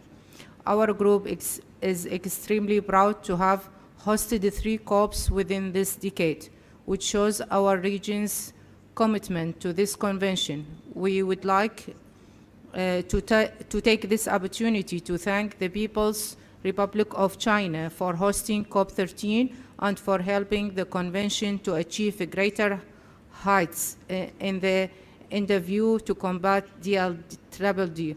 We also assure the Republic of India of the group to support to make the success of this conference. We also congratulate Mr. Ibrahim Theo on his selection as Executive Secretary of the Convention, and we look forward to working with him to turn our plans into action for implementation of our convention. We also extend our appreciation to the Secretariat staff of the UNCCD for the excellent arrangement. Mr. Chair, Asia Pacific is the most diverse region, ranging from our largest dry land in Asia to our smallest island in the Pacific. Although our region is the most affected in terms of population, we are making significant effort in terms of restoration, as exemplified by our many successful initiatives across the region. This recognizes that investing in land restoration returns a greater benefit not only to the livelihood of our communities, but also delivers co-benefit for biodiversity, mitigation, and adaptation to climate change. This will continue to be important as we observe the UN Decade of Ecosystem Restoration 2021 to 2030. In this scope, the Asia Pacific Group joined global communities in celebrating the 25th anniversary of the UNCCD Convention.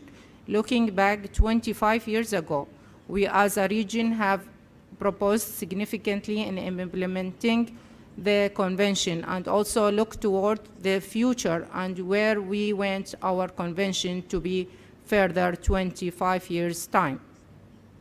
We are at a critical juncture that requires action to reduce land degradation with a greater sense of urgency to move our plans forward into action and implementation in order to have a transformative change on the ground. And in our countries, in particular, greater emphasis and investment in drought is needed to elevate this issue and improve the resilience of our communities. The inclusion of migration in COP14 presented as opportunity for further discussion on the relation with the degradation and management, the human factors involved, and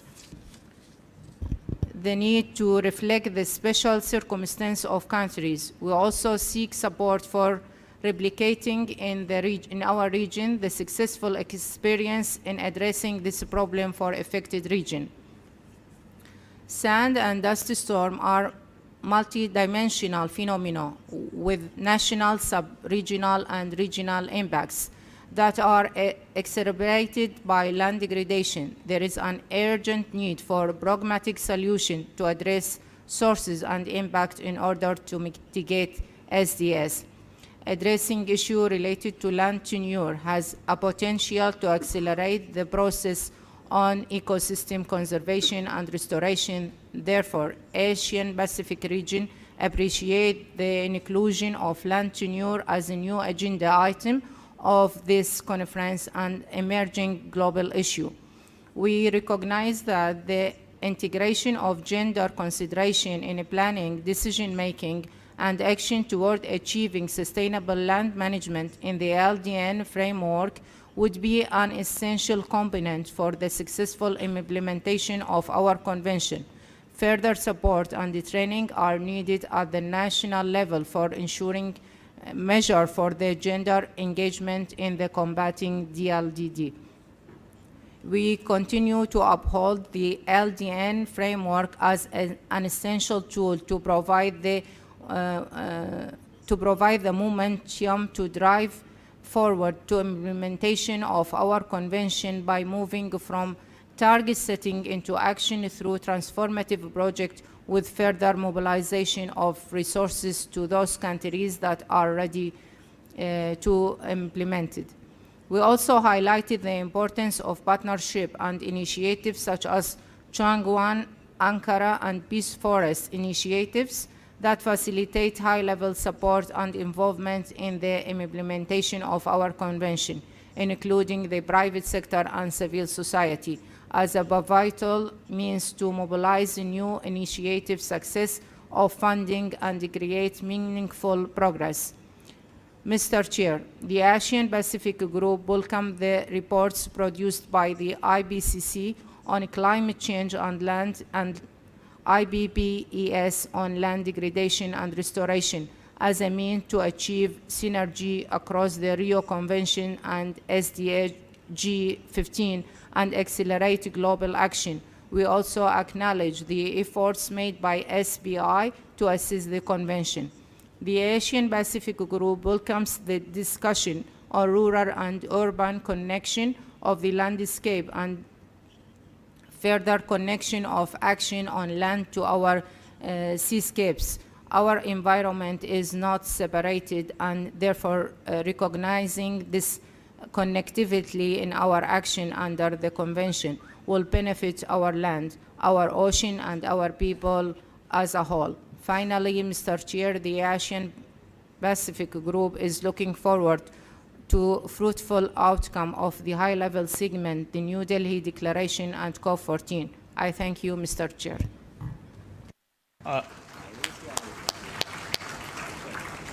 I thank the representative of Iraq for her passionate plea. I now give the floor to the representative of Grenada on behalf of Latin American and Caribbean Group. Mr. President, distinguished delegates, I have the honor to deliver this statement on behalf of the group of Latin America and the Caribbean countries. We would like to express our gratitude to the government and people of the Republic of India, and in particular the city of New Delhi, for the warm welcome and hospitality received. And we also on the excellent facilities provided for this 14th session of the Conference of the Parties, the 18th session of the Committee for the Review of the Implementation of the Convention, and the 14th session for the Committee on Science and Technology. We also wish to express our appreciation for the preparation of documentation and other efforts made by the Secretariat of the Convention, agencies of the United Nations, as well as civil society organizations, all of which have been necessary for the successful realization of this important event. We also wish to congratulate the new Executive Secretary on his appointment. We look forward to working with him to advance the work of the Convention. Mr. President, distinguished delegates, as this is my first intervention at this meeting on behalf of GRULAC members, and on my own behalf, I wish to congratulate you on your election as President of this important conference. We believe India shares a lot in common with the nations that comprise GRULAC, and we look forward to a very productive COP with meaningful outputs that we can all take back to our peoples. COP14 is occurring at a critical time, not only for the implementation of this convention, but also at a time when urgent and ambitious action are needed if we are to achieve Agenda 2030 and its 17 Sustainable Development Goals, as well as the important goals outlined in the Paris Agreement on Climate Change and the Aichi targets. The theme of COP14, Investing in Land, Unlocking Opportunities, supports the call for action to address the challenges resulting from desertification, land degradation, and drought. The low investment to protect the Earth's most valuable resource, land, which is necessary for our survival, and the limited financial and technological investment to support its stewards, mainly farmers and rural peoples, is hindering the realization of the vast opportunities available for catalyzing economic diversification, while at the same time building environmental resilience. We believe parties to the convention attending this COP should agree on the actions each will take over the next 2 years and beyond to get us on a path to sustainable development. One of the key aims of COP14 is to help countries achieve their voluntary land degradation neutrality targets by delivering tools and resources that are useful for this purpose. Tools built on accurate and reliable science and data developed through a participatory process and which will benefit everyone. Countries can better withstand future environmental challenges by optimizing land management and appropriately scaling up sustainable land use practices along with the restoration of degraded land. Mr. President, distinguished delegates, GRULAC understands the importance of the implementation of the results of the work we will undertake over the next 10 days. We commit ourselves to working with all parties to provide solutions to the many diverse and complex problems we face. These, we hope, will guarantee healthy, productive lands with a promising future for successive generations and ensure the permanent eradication of poverty in all its forms and dimensions. At CRIC 17, we managed to formulate some critical measures which we hope would positively influence global economic development and environmental conservation in harmony with the main objectives of the Convention. In this regard, the region recalls the important role of the COP in taking forward these important draft decisions that emanated from CRIC 17 held in the Cooperative Republic of Guyana. Central to the progression of the Convention's goals will be the discussion on the implementation of the Strategic Framework 2018 to 2030, which forms the basis of our roadmap for the coming decade. The strategic framework will be fundamental to enhancing the profile of the Convention in combating desertification, land degradation, and drought, and to strengthen its work in the furtherance of the Sustainable Development Goals. Mr. President, GRULAC recognizes that land degradation neutrality as a concept requires methodological and conceptual refinement, especially for its operationalization in the national reporting process. Nevertheless, Latin America and the Caribbean will work diligently towards building technical capacities and acquiring financial resources to carry out its effective implementation. These will be in context of the ongoing process of institutionalization, realignment, mainstreaming, and strengthening of our national action programs, LDN Target Setting Program, and the LDN Transformative Projects and Programs. As always, GRULAC looks forward optimistically to the continued collaboration with and support of member states of the other annexes in these processes. Latin America and the Caribbean is one of the most biodiverse regions in the world, with incredibly rich and important ecosystems that provide important services, as well as environmental functions that benefit the entire planet, and that are highly vulnerable to the effects of desertification, land degradation, and drought. The fragility of our region, however, has become increasingly evident in light of recent events such as the catastrophic forest fires occurring. This means that every effort must be made to ensure that a necessary mechanism is in place to support the protection of this biodiversity, including financing, technology transfer, and capacity building, as well as a necessary operational mechanism. Mr. President, distinguished delegates, recalling Article 19 of the Convention that identifies the importance of capacity building in achieving its objectives, and also taking note of the Sustainable Development Goals that were adopted by the General Assembly in 2015, and the imperative role that capacity building must play in their attainment, we believe that the efforts being made to ensure capacity building in the UNCCD process must be more strategic. Indeed, institutionalization of capacity building is more urgently needed in the GRULAC region if we are to progress apace with implementation.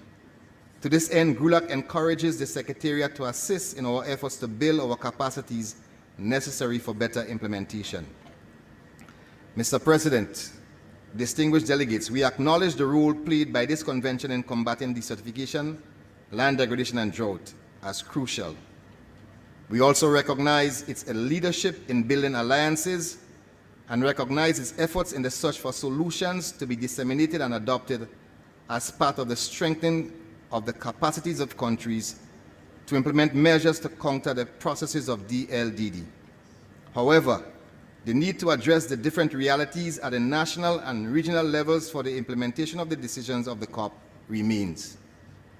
We also wish to emphasize that the efficacious implementation of the Convention on the Prevention, Control, and Reversal of the Processes of DLD require adequate, timely, and appropriate allocation of resources, including financial, technical, and technological, as well as in the general area of capacity building for the affected countries. For that reason, we call upon developed countries and other development partners to renew their commitment to the UNCCD and to the countries who work closely with this convention. We, as GRULAC, would like to take this opportunity to acknowledge the importance of the recent special report on climate change and land by the Intergovernmental Panel on Climate Change and the thematic evaluation on land degradation and restoration of the Intergovernmental Panel platform on biodiversity and ecosystem services. These support the implementation of the convention and highlight the need to strengthen the synergies among the Rio conventions to address the interlinkages of land, biodiversity, and climate change. In closing, Mr. President and distinguished delegates, GRULAC thanks all the delegation and representatives of civil society present for your vision and invaluable contribution to this session of the Conference of the Parties. We would also like to thank the staff of the UNCCD Secretariat and the Global Mechanism for their hard work, while reiterating the dedication of the region of Latin America and the Caribbean to participate actively in this session. I thank you.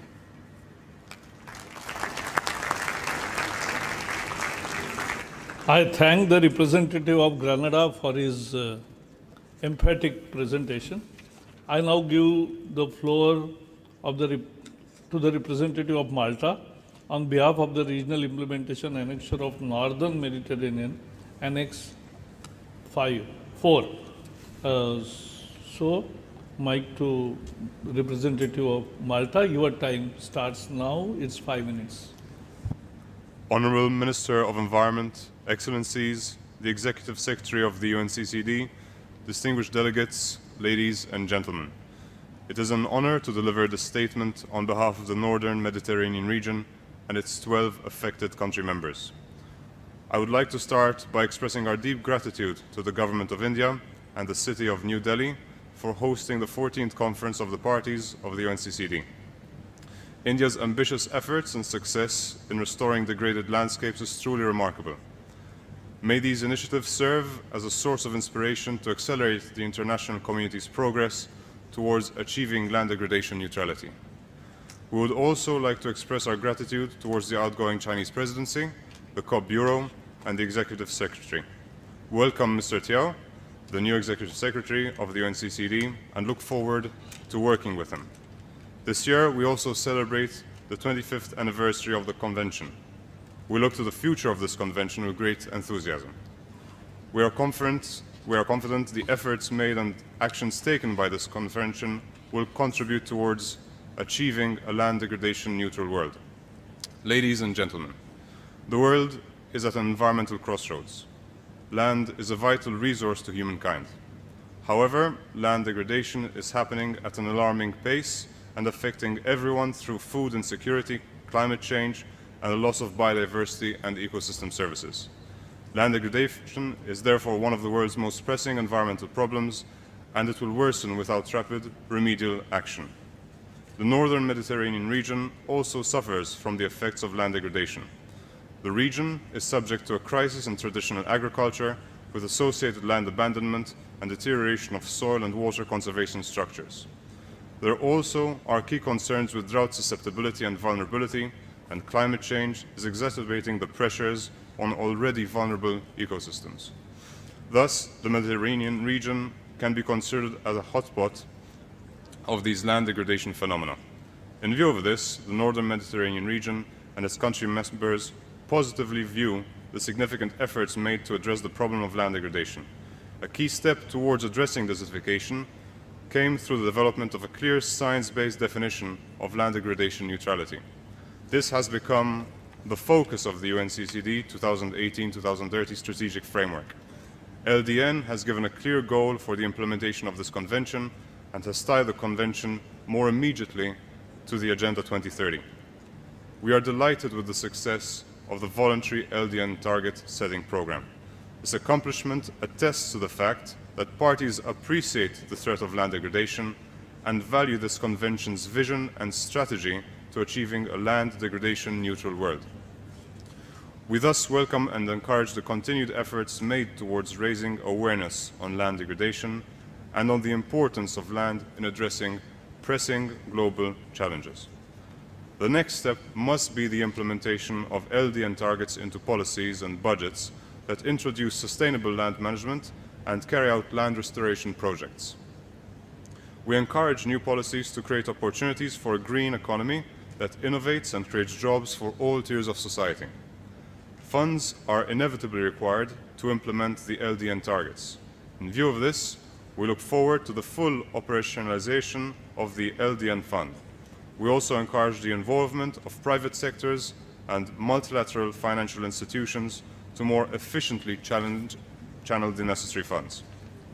Land is a precious resource, and its sustainable management may help resolve numerous pressing global challenges. Sustainable land management may reduce conflict over competing land uses and mediate issues tied to land grabbing and access rights. Such land use strategies may improve livelihood opportunities, thereby alleviating some of the causes of environment-induced displacement. We therefore support and encourage the Secretariat to continue its efforts in emphasizing the role of local communities, particularly women, and stakeholders in planning and decision-making processes. The design of effective, sustainable land management measures requires a scientific approach. However, the science must then be translated into clear technical guidelines and practical policy recommendations that can be implemented to sustainably manage land and achieve land degradation neutrality. In this respect, we look forward to the outcome of the Science Day on the 5th September and acknowledge the effort of the Science Policy Interface in providing scientific direction. Land is paramount to achieving the economic, environmental, and social goals defined in the UNCCD, UNFCCC, and UNCBD. These three conventions deal with issues that are intrinsically related and interconnected with land management. To a large extent, inappropriate land management is responsible for the vicious cycle of interactions and feedbacks that result in the loss of biodiversity, deforestation, desertification, pollution, and climate change. We therefore stress the value to further enhance the synergies between the three Rio Conventions. Notwithstanding the above, the Mediterranean region welcomes the progress made in the reporting of the implementation of the Convention. The quantitative and standardized approach adopted by the reporting process and followed by all parties has enabled the Convention to gather quality data for better monitoring of its implementation. Ladies and gentlemen, on behalf of the Northern Mediterranean region, I would like to emphasize our continued support to the UNCCD. We look forward to fruitful discussions with all parties and regions in the COP. We urge parties to take decisive actions to combat desertification, land degradation, and drought, and achieve a land degradation neutral world. I thank you all for your attention.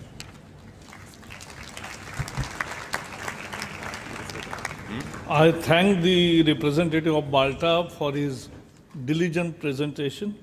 I now give the floor to representative of Belarus on behalf of the Regional Implementation Annex for Central and Eastern Europe, Annex 5.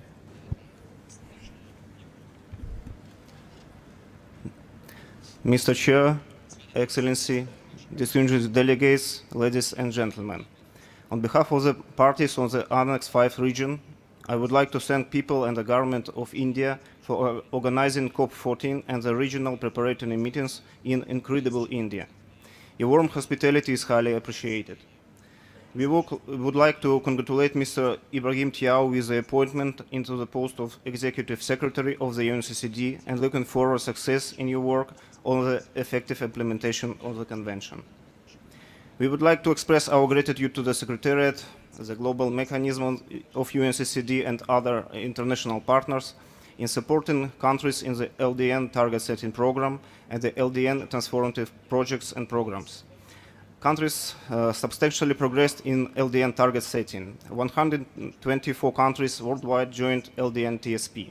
12 parties of Annex 5 region took part in LDN TSP, and 10 parties formulated national voluntary LDN targets to be implemented in the countries.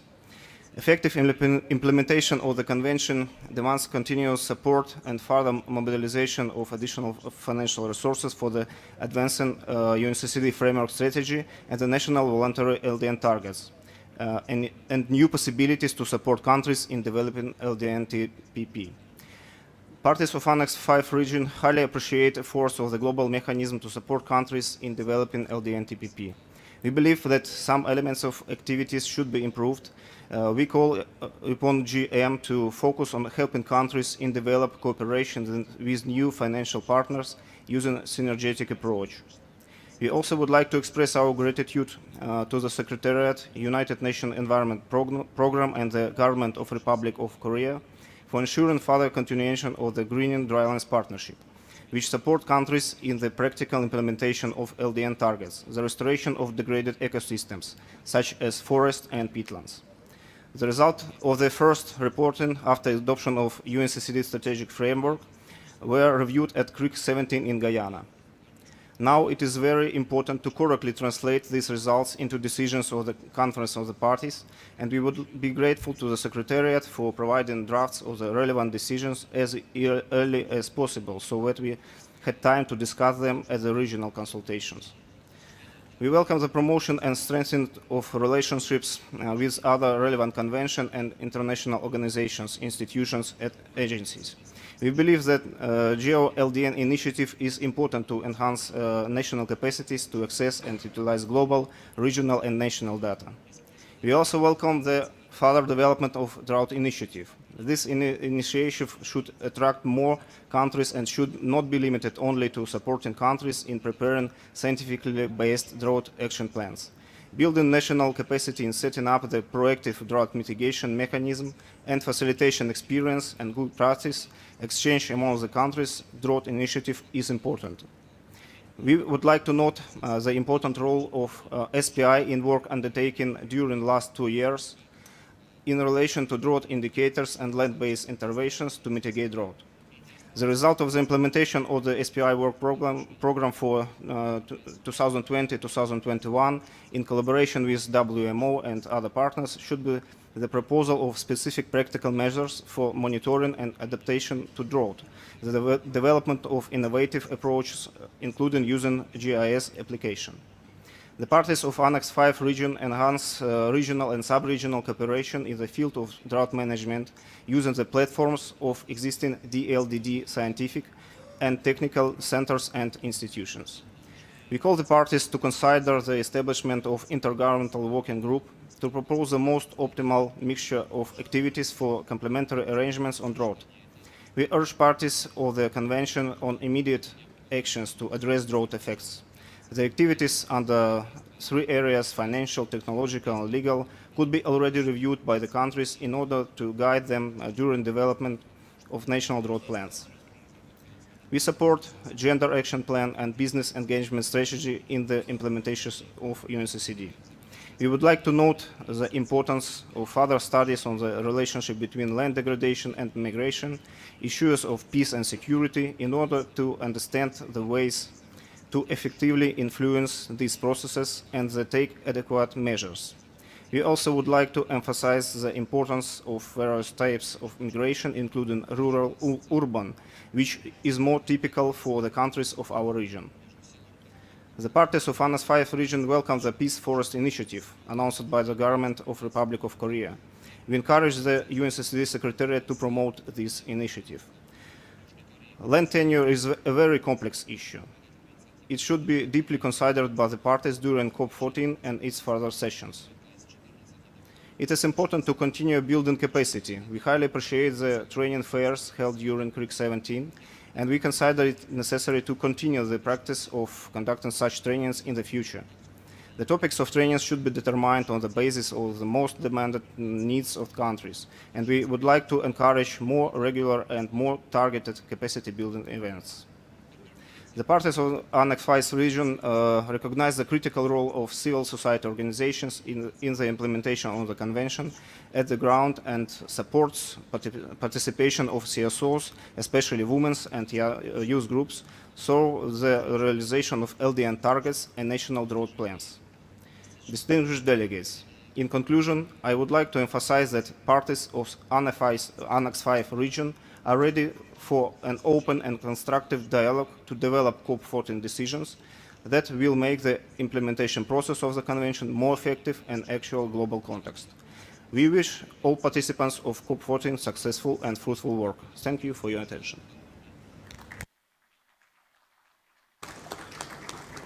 I thank the representative of Belarus for his straightforward statement. Now this is the last speaker in the groupings. Now I give the floor to the representative of Saudi Arabia on behalf of the Arab group. Bismillah ar-Rahman ar-Rahim.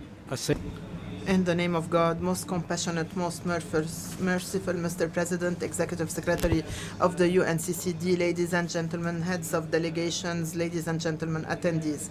At the outset, on behalf of the Arab Group, we would like to congratulate you, Mr. President, on your election as President of the 14th COP of the UNCCD.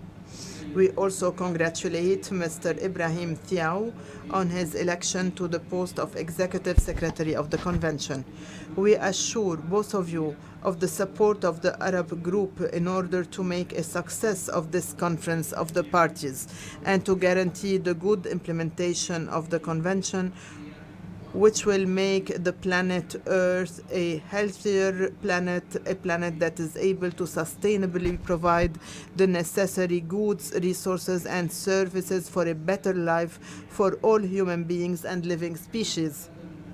The Arab Group would like also to extend its sincere thanks to the Republic of India for the efforts to host the conference and for the good reception and welcome. We would like to appreciate the efforts made by the Executive Secretary and the staff of the Secretariat for the good preparation of this conference. With that, and with God's help, we are sure to come up with decisions which will contribute to achieving the objectives of the strategic framework of the Convention for the period of 2018-2030, as well as SDG 15 and goal number 15.3. We would like to seize this opportunity to express our thanks to the government of the People's Republic of China for organizing and chairing the 13th COP, at which we came up with important resolutions that confirmed global, regional, and international attention to issues of land degradation, desertification, drought, dust, and sandstorms, and others. The Arab Group would like to welcome the State of Palestine as a party to the Convention, and we reaffirm our support for the statements of the Group of 77 and China, as well as the Asian and African groups. Mr. President, ladies and gentlemen, given the fact that the Arab region is one of the most affected areas of the world by desertification, drought, sand, and dust storm because of its part of the desert belt, and in line with the global and regional efforts and trends, the General Secretariat of the League of Arab States and under the umbrella of the Council of Ministers has established more than 25 years ago a specialized group of experts which meets regularly, annually, in order to follow up the implementation of the UNCCD and other relevant environment conventions. In this context, and following the 13th COP held in Ordus in China in 2017, and with the support of the Arab Organization for Agricultural Development, we have worked on a plan to implement the decisions of the conference. So we have also established a plan to support Arab countries to implement the future strategic framework of this convention, as well as the 15th Sustainable Development Goals, namely goal number 15.3. This plan has been adopted by the ministerial councils of Arab ministers in charge of environment and agriculture. The Arab states have also supported 2 sub-regional programs of the convention in West Asia and the Maghreb, and we also organized many workshops in this regard. We have also supported the two sub-regional programs, as I mentioned earlier, in the convention in West Asia and the Maghreb, which were established by the convention in cooperation with regional organizations, but they have been suspended for some time. We look forward to working with the Secretariat of the Convention and other regional and international organizations in order to revitalize these sub-regional programs through the existing mechanisms referred to above. We would like to draw the attention of the Conference of the Parties to the decade of deserts and combating desertification, which was endorsed by the General Assembly of the United Nations based on a proposal of the People's Democratic Republic of Algeria. This program has achieved some of its objectives when it comes to desertification. At the national level, all Arab countries have developed their own national strategies and programs of action to combat desertification and mitigate the effects of drought. During one of the side events organized by the Arab group on the Thursday, the 12th of September, we will give you an update on the first unified Arab report on neutralizing land degradation and some success stories in the Arab region. We invite you all to attend this side event. Mr. President, ladies and gentlemen, the Arab group held a preparatory meeting for this conference in Cairo between the 19th to the 21st of August 2019. 40 participants took part in this meeting, namely national focal points, representatives from regional and international organizations, and others. During this meeting, we reviewed the content of the agenda and the documents to be discussed at this conference. We are ready to support the presidency of the COP and to contribute positively to the conference meetings. Our aim is to achieve decisions and resolutions that will support the current and future efforts of the Convention, led by its Executive Secretary, Mr. Ibrahim Thiaw. Our objective is to reduce land degradation and to mitigate the effects of drought, to secure a better future for mankind in the various regions of the world. May God's peace and blessings be upon you all.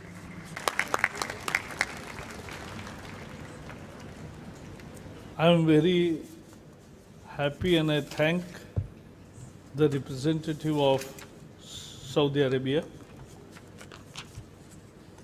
I now give floor to Bhavani Shankar Kusum, Secretary and Executive Director of Indian organization Gram Bharti Samiti, on behalf of the civil society organizations. Mr. President, Executive Secretary of UNCCD, distinguished delegates, ladies and gentlemen, dear friends of the front line for combating desertification, my name is Bhavani Shankar Kusum from Gram Bharti Samiti, India, and I am honored to speak on behalf of civil society organizations attending COP14. I have been advised that around 1,000 delegates have registered as CSOs.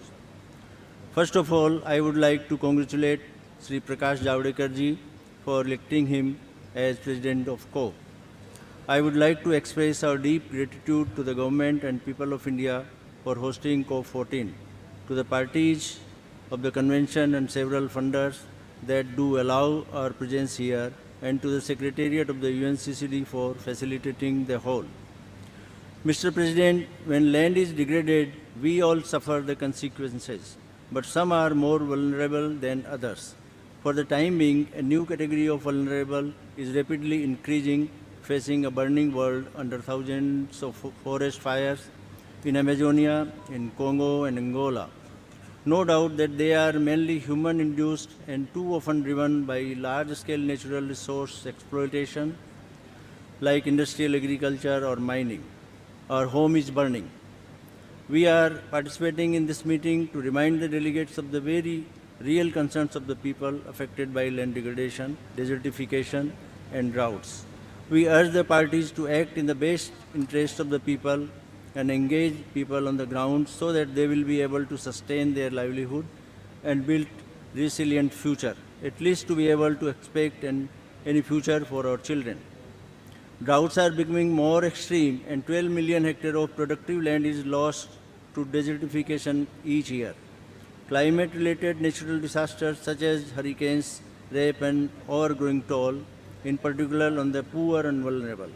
We all know that increasing trend in number and importance of these events that have already disastrous impacts on local livelihoods, food security, health, international stability and security, migrations, as reported in 3 major reports in 2019 by IPBES on biodiversity, HLP on food security, and IPCC on climate. Mr. President and distinguished delegates, yesterday the Executive Secretary, Mr. Ibrahim Shah, addressed the CSOs by saying that we need to address the future with a radical change. Are we ready for that? Are we ready to accelerate our actions? With regard to the agenda, the civil society organizations in the COP have agreed to bring 5 priorities to your kind attention. First, the recognition by policymakers, financial institutions, and others that community-led initiatives are contributing to land degradation neutrality. Second, land tenure security of communities in general and of women, young people, and vulnerable groups specifically must be secured through a UNCCDCOP14 decision on implementation of voluntary guidelines on the responsible governance of tenure of land, fisheries, and forests. Third, participation of civil society and especially women, youth, children throughout the decision-making process regarding land degradation neutrality targets and national drought plans is crucial to guarantee sustainability.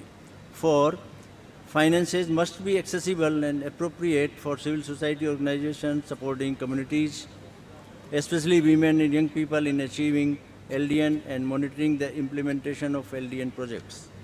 5, transform our society so as to achieve greater sustainability and equity, especially gender equity. We call upon the parties to include these priorities of the CSOs in the COP14 decisions. From our experience, we do know that the solutions are available and they do exist. While preparing the COP14 in Ouagadougou in June 2019 during the 4th Desertification CSOs Forum, participants from more than 40 countries shared numerous initiatives on pastoralism, multi-use of water, solutions on land tenure, agroecology, Green Great Wall initiatives of Sahara and Sahel, and others. Mr. President and distinguished delegates, we, the CSOs, are committed to contribute ecosystem restoration and solving these problems. May we remind this Assembly that we are ready to upscale of these initiatives. Working together is not an option while none of us is able alone standing to overcome the present solution. We must achieve proactive engagement and equal participation of women, young people, children, indigenous communities, pastoralists, disabilities, marginalized groups, private sector, and scientists, and the civil society organizations to meet the SDG targets, especially Target 15 and 15.3 by 2030. Before closing, I would like to just ask, as if we lose our lands, how we will feed ourselves. We wish you all a wonderful meeting and stay in warm-hearted city, New Delhi. Thank you, Mr. Chairperson.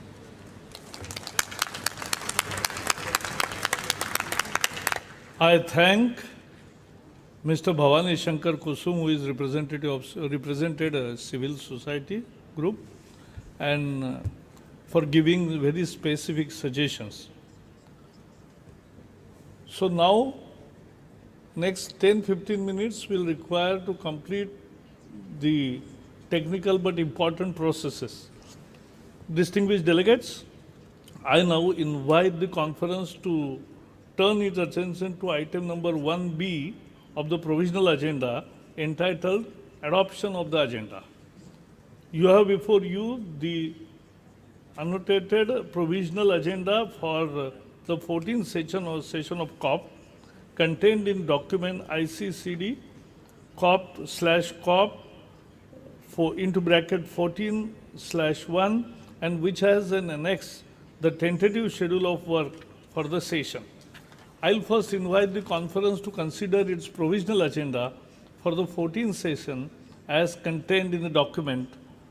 In accordance with Rule 9 of the Rules of Procedure being applied, the provisional agenda was prepared by the Executive Secretary in agreement with the President of COP13. I would also like to announce some oral amendments to the provisional agenda. Under the agenda item 1F, paragraph 16, sub-item B1, the inverted comma, a report of the committee for the review of the implementation of the convention and its recommendations to the conference of parties should be deleted, as this item will be allocated to the COP. Furthermore, under the same agenda item 1F, paragraph 17 should read, action, the COP will be invited to consider following the practice described in paragraph 16 above. Are there any comments on the provisional agenda as orally corrected? No. I see no further request for the follower. May I take it that the conference wishes to adopt the provisional agenda for the 14th session of COP? Yeah, as corrected. Anybody? Okay. Hearing no objection, it is so decided.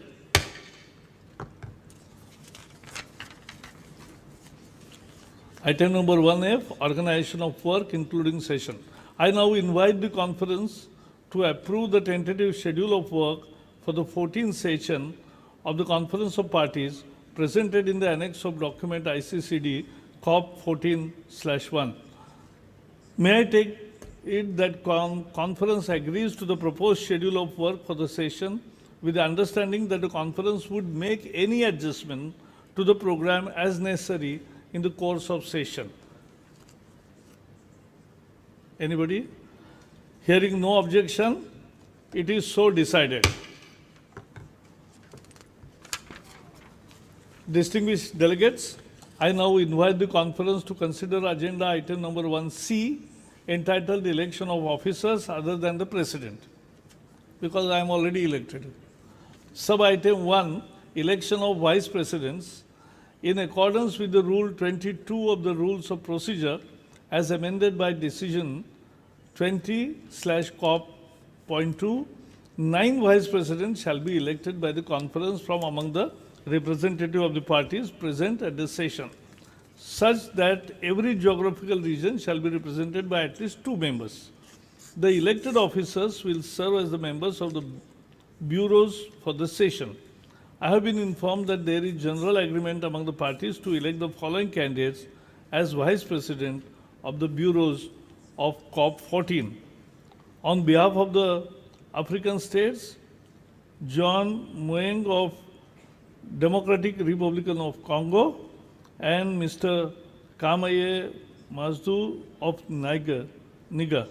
On behalf of Asian states, H.E. Abdul Rahman Al-Fadri, Minister of Environment, Water and Agriculture of Saudi Arabia, Abdul Rahman Al-Fadri. And on behalf of the Eastern European states, Andrei Kuzmich and of Belarus, and Ashot Vardavayan of Armenia. On behalf of Latin American and Caribbean states, His Excellency Mr. Carlos Rodriguez, Minister of Environment, Costa Rica, and Honorable Robert Brown, Minister of Health, St. Vincent and Grenadines, Robert Brown. So on behalf of Western European and other states, Mr. Franz of Bradsweier of Austria. Yeah. May I take that the conference wishes to elect the aforementioned delegates for the position of Vice President of the conference for its 4th session. Anybody? Hearing no objection, it is so decided. Distinguished delegates, on behalf of the conference, I wish to congratulate Vice Presidents on their election in the absence of nominations for the remaining post for Vice President and Rapporteur. The conference will revert to this matter as soon as the candidates are nominated by their regional groups.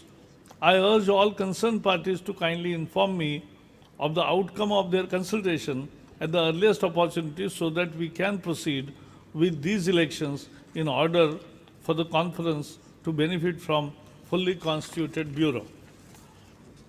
Next item, I now invite the conference to resume its consideration of the item on the organization of work for the session. As delegations will recall, it has been the practice of previous sessions of the conference of the parties to establish a committee of the whole, which is chaired by an ex officio vice president of the conference and open to the participation of all parties.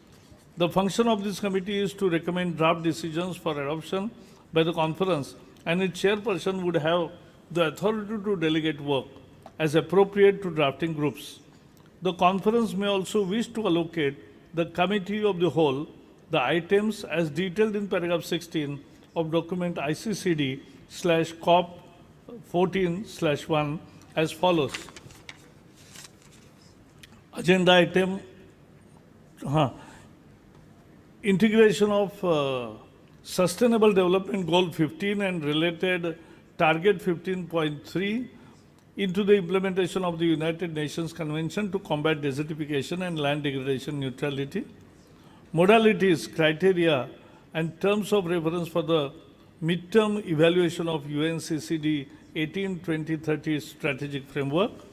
Implementation of the United Nations Convention to the Combat Desertification Communication Plan and United Nations Decade for Deserts and Fight Against Desertification 2010-2020.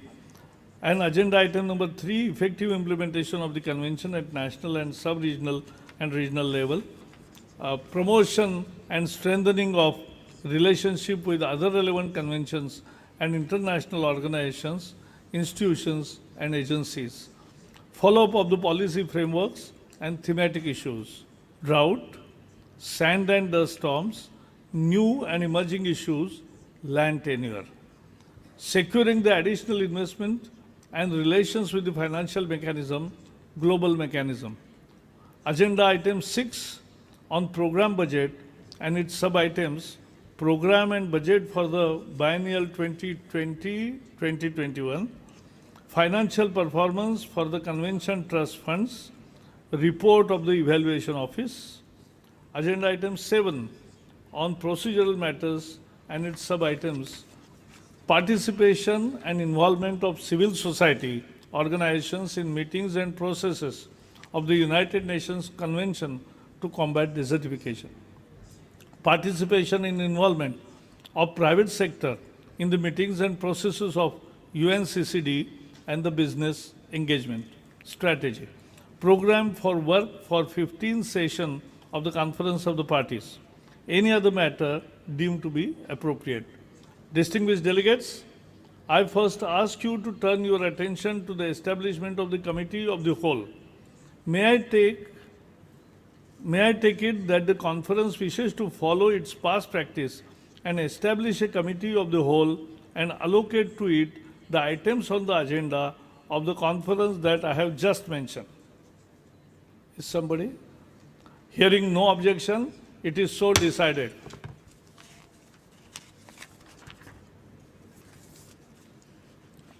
With regard to the chairmanship of the Committee of the Whole, just established, it is my pleasure to inform that the conference that our distinguished colleague, Mr. Trevor Ben of Ghana, if he is here, Ghana has been nominated for the position of chairperson of the Committee of the Whole for the 14th session of COP. Since no other candidate has been nominated, may I take it that the conference wishes to elect by acclamation Mr. Trevor Ben of Ghana as chairperson of Committee of the Whole for the 14th session of COP. Hearing no objection, it is so decided. On behalf of the conference, I would like to congratulate Mr. Trevor Ben of Ghana on taking the chairmanship of the Committee of the Whole. Distinguished delegates, I now invite the conference of the parties to turn to item number 1E, entitled Accreditation of Intergovernmental Organizations, Civil Society Organizations, and Representatives from the Private Sector and admission of observers. In connection with this, I would like to draw your attention to the documents ICCD/COP14/15 annexes first to 6 and document ICCD/COP14/15 add -1 which contains list of organizations accredited and proposed for accreditation to the Conference of Parties at its 14th session. In accordance with the Article 22, paragraph 7 of the Convention, the Rules 6 and 7 of the Rules of Procedure, the Secretariat recommends that the Conference at its 14th session of COP accredit as observers those organizations and private sector entities which are listed in Annex 1 to 3 of document ICCD COP14/15 and in Annex 1 of document ICCD/COP14/15 add point 1. May I take it that the conference agrees to accredit as observers and organizations and entities listed in Annexure 1 to 3 of documents ICCD COP14/15 and in Annex 1 of document ICCD/COP14/15 add point 1. Is there anybody? No. Hearing no objection, it is so decided. Distinguished delegate, it is my understanding that further to consultations among constituencies, a Friends of Chair group to work on a draft proposal for the New Delhi Declaration should be established and report on the outcomes of its work directly to me. May I take it that conference wishes to establish one Friends of Chair group on matters relating to New Delhi Declaration as proposed? Anybody's suggestion? Hearing no objection, it is so decided. The Friends of Chair group will start its work on Wednesday, 4th September. Information on time and venue of the group will be included in the daily journal. Distinguished delegates, we have come to the end of our first plenary meeting. Tomorrow morning, as planned, the Committee of the Whole and the Committee of Science and Technology will begin their first scheduled meeting in parallel at 10 a.m. The Committee of Whole will meet in this plenary hall and the CST will meet in the main committee room, second floor, hall number 2 of the conference center. The Committee for the Review, Implementation of the Convention will have its first meeting tomorrow at 3 p.m. in this plenary hall. Kindly consult tomorrow's journal for program of other meetings and other activities. I now declare that the first meeting of the conference of the parties is adjourned. Right, good.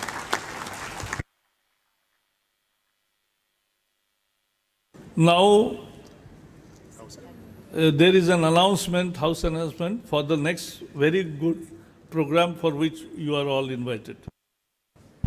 Thank you. We would like to remind them نذكر الوفود بأن الأمانة قد أعدت تطبيقا يمكن تنزيله من access to the pre-session documents and real-time access to available in-session documents.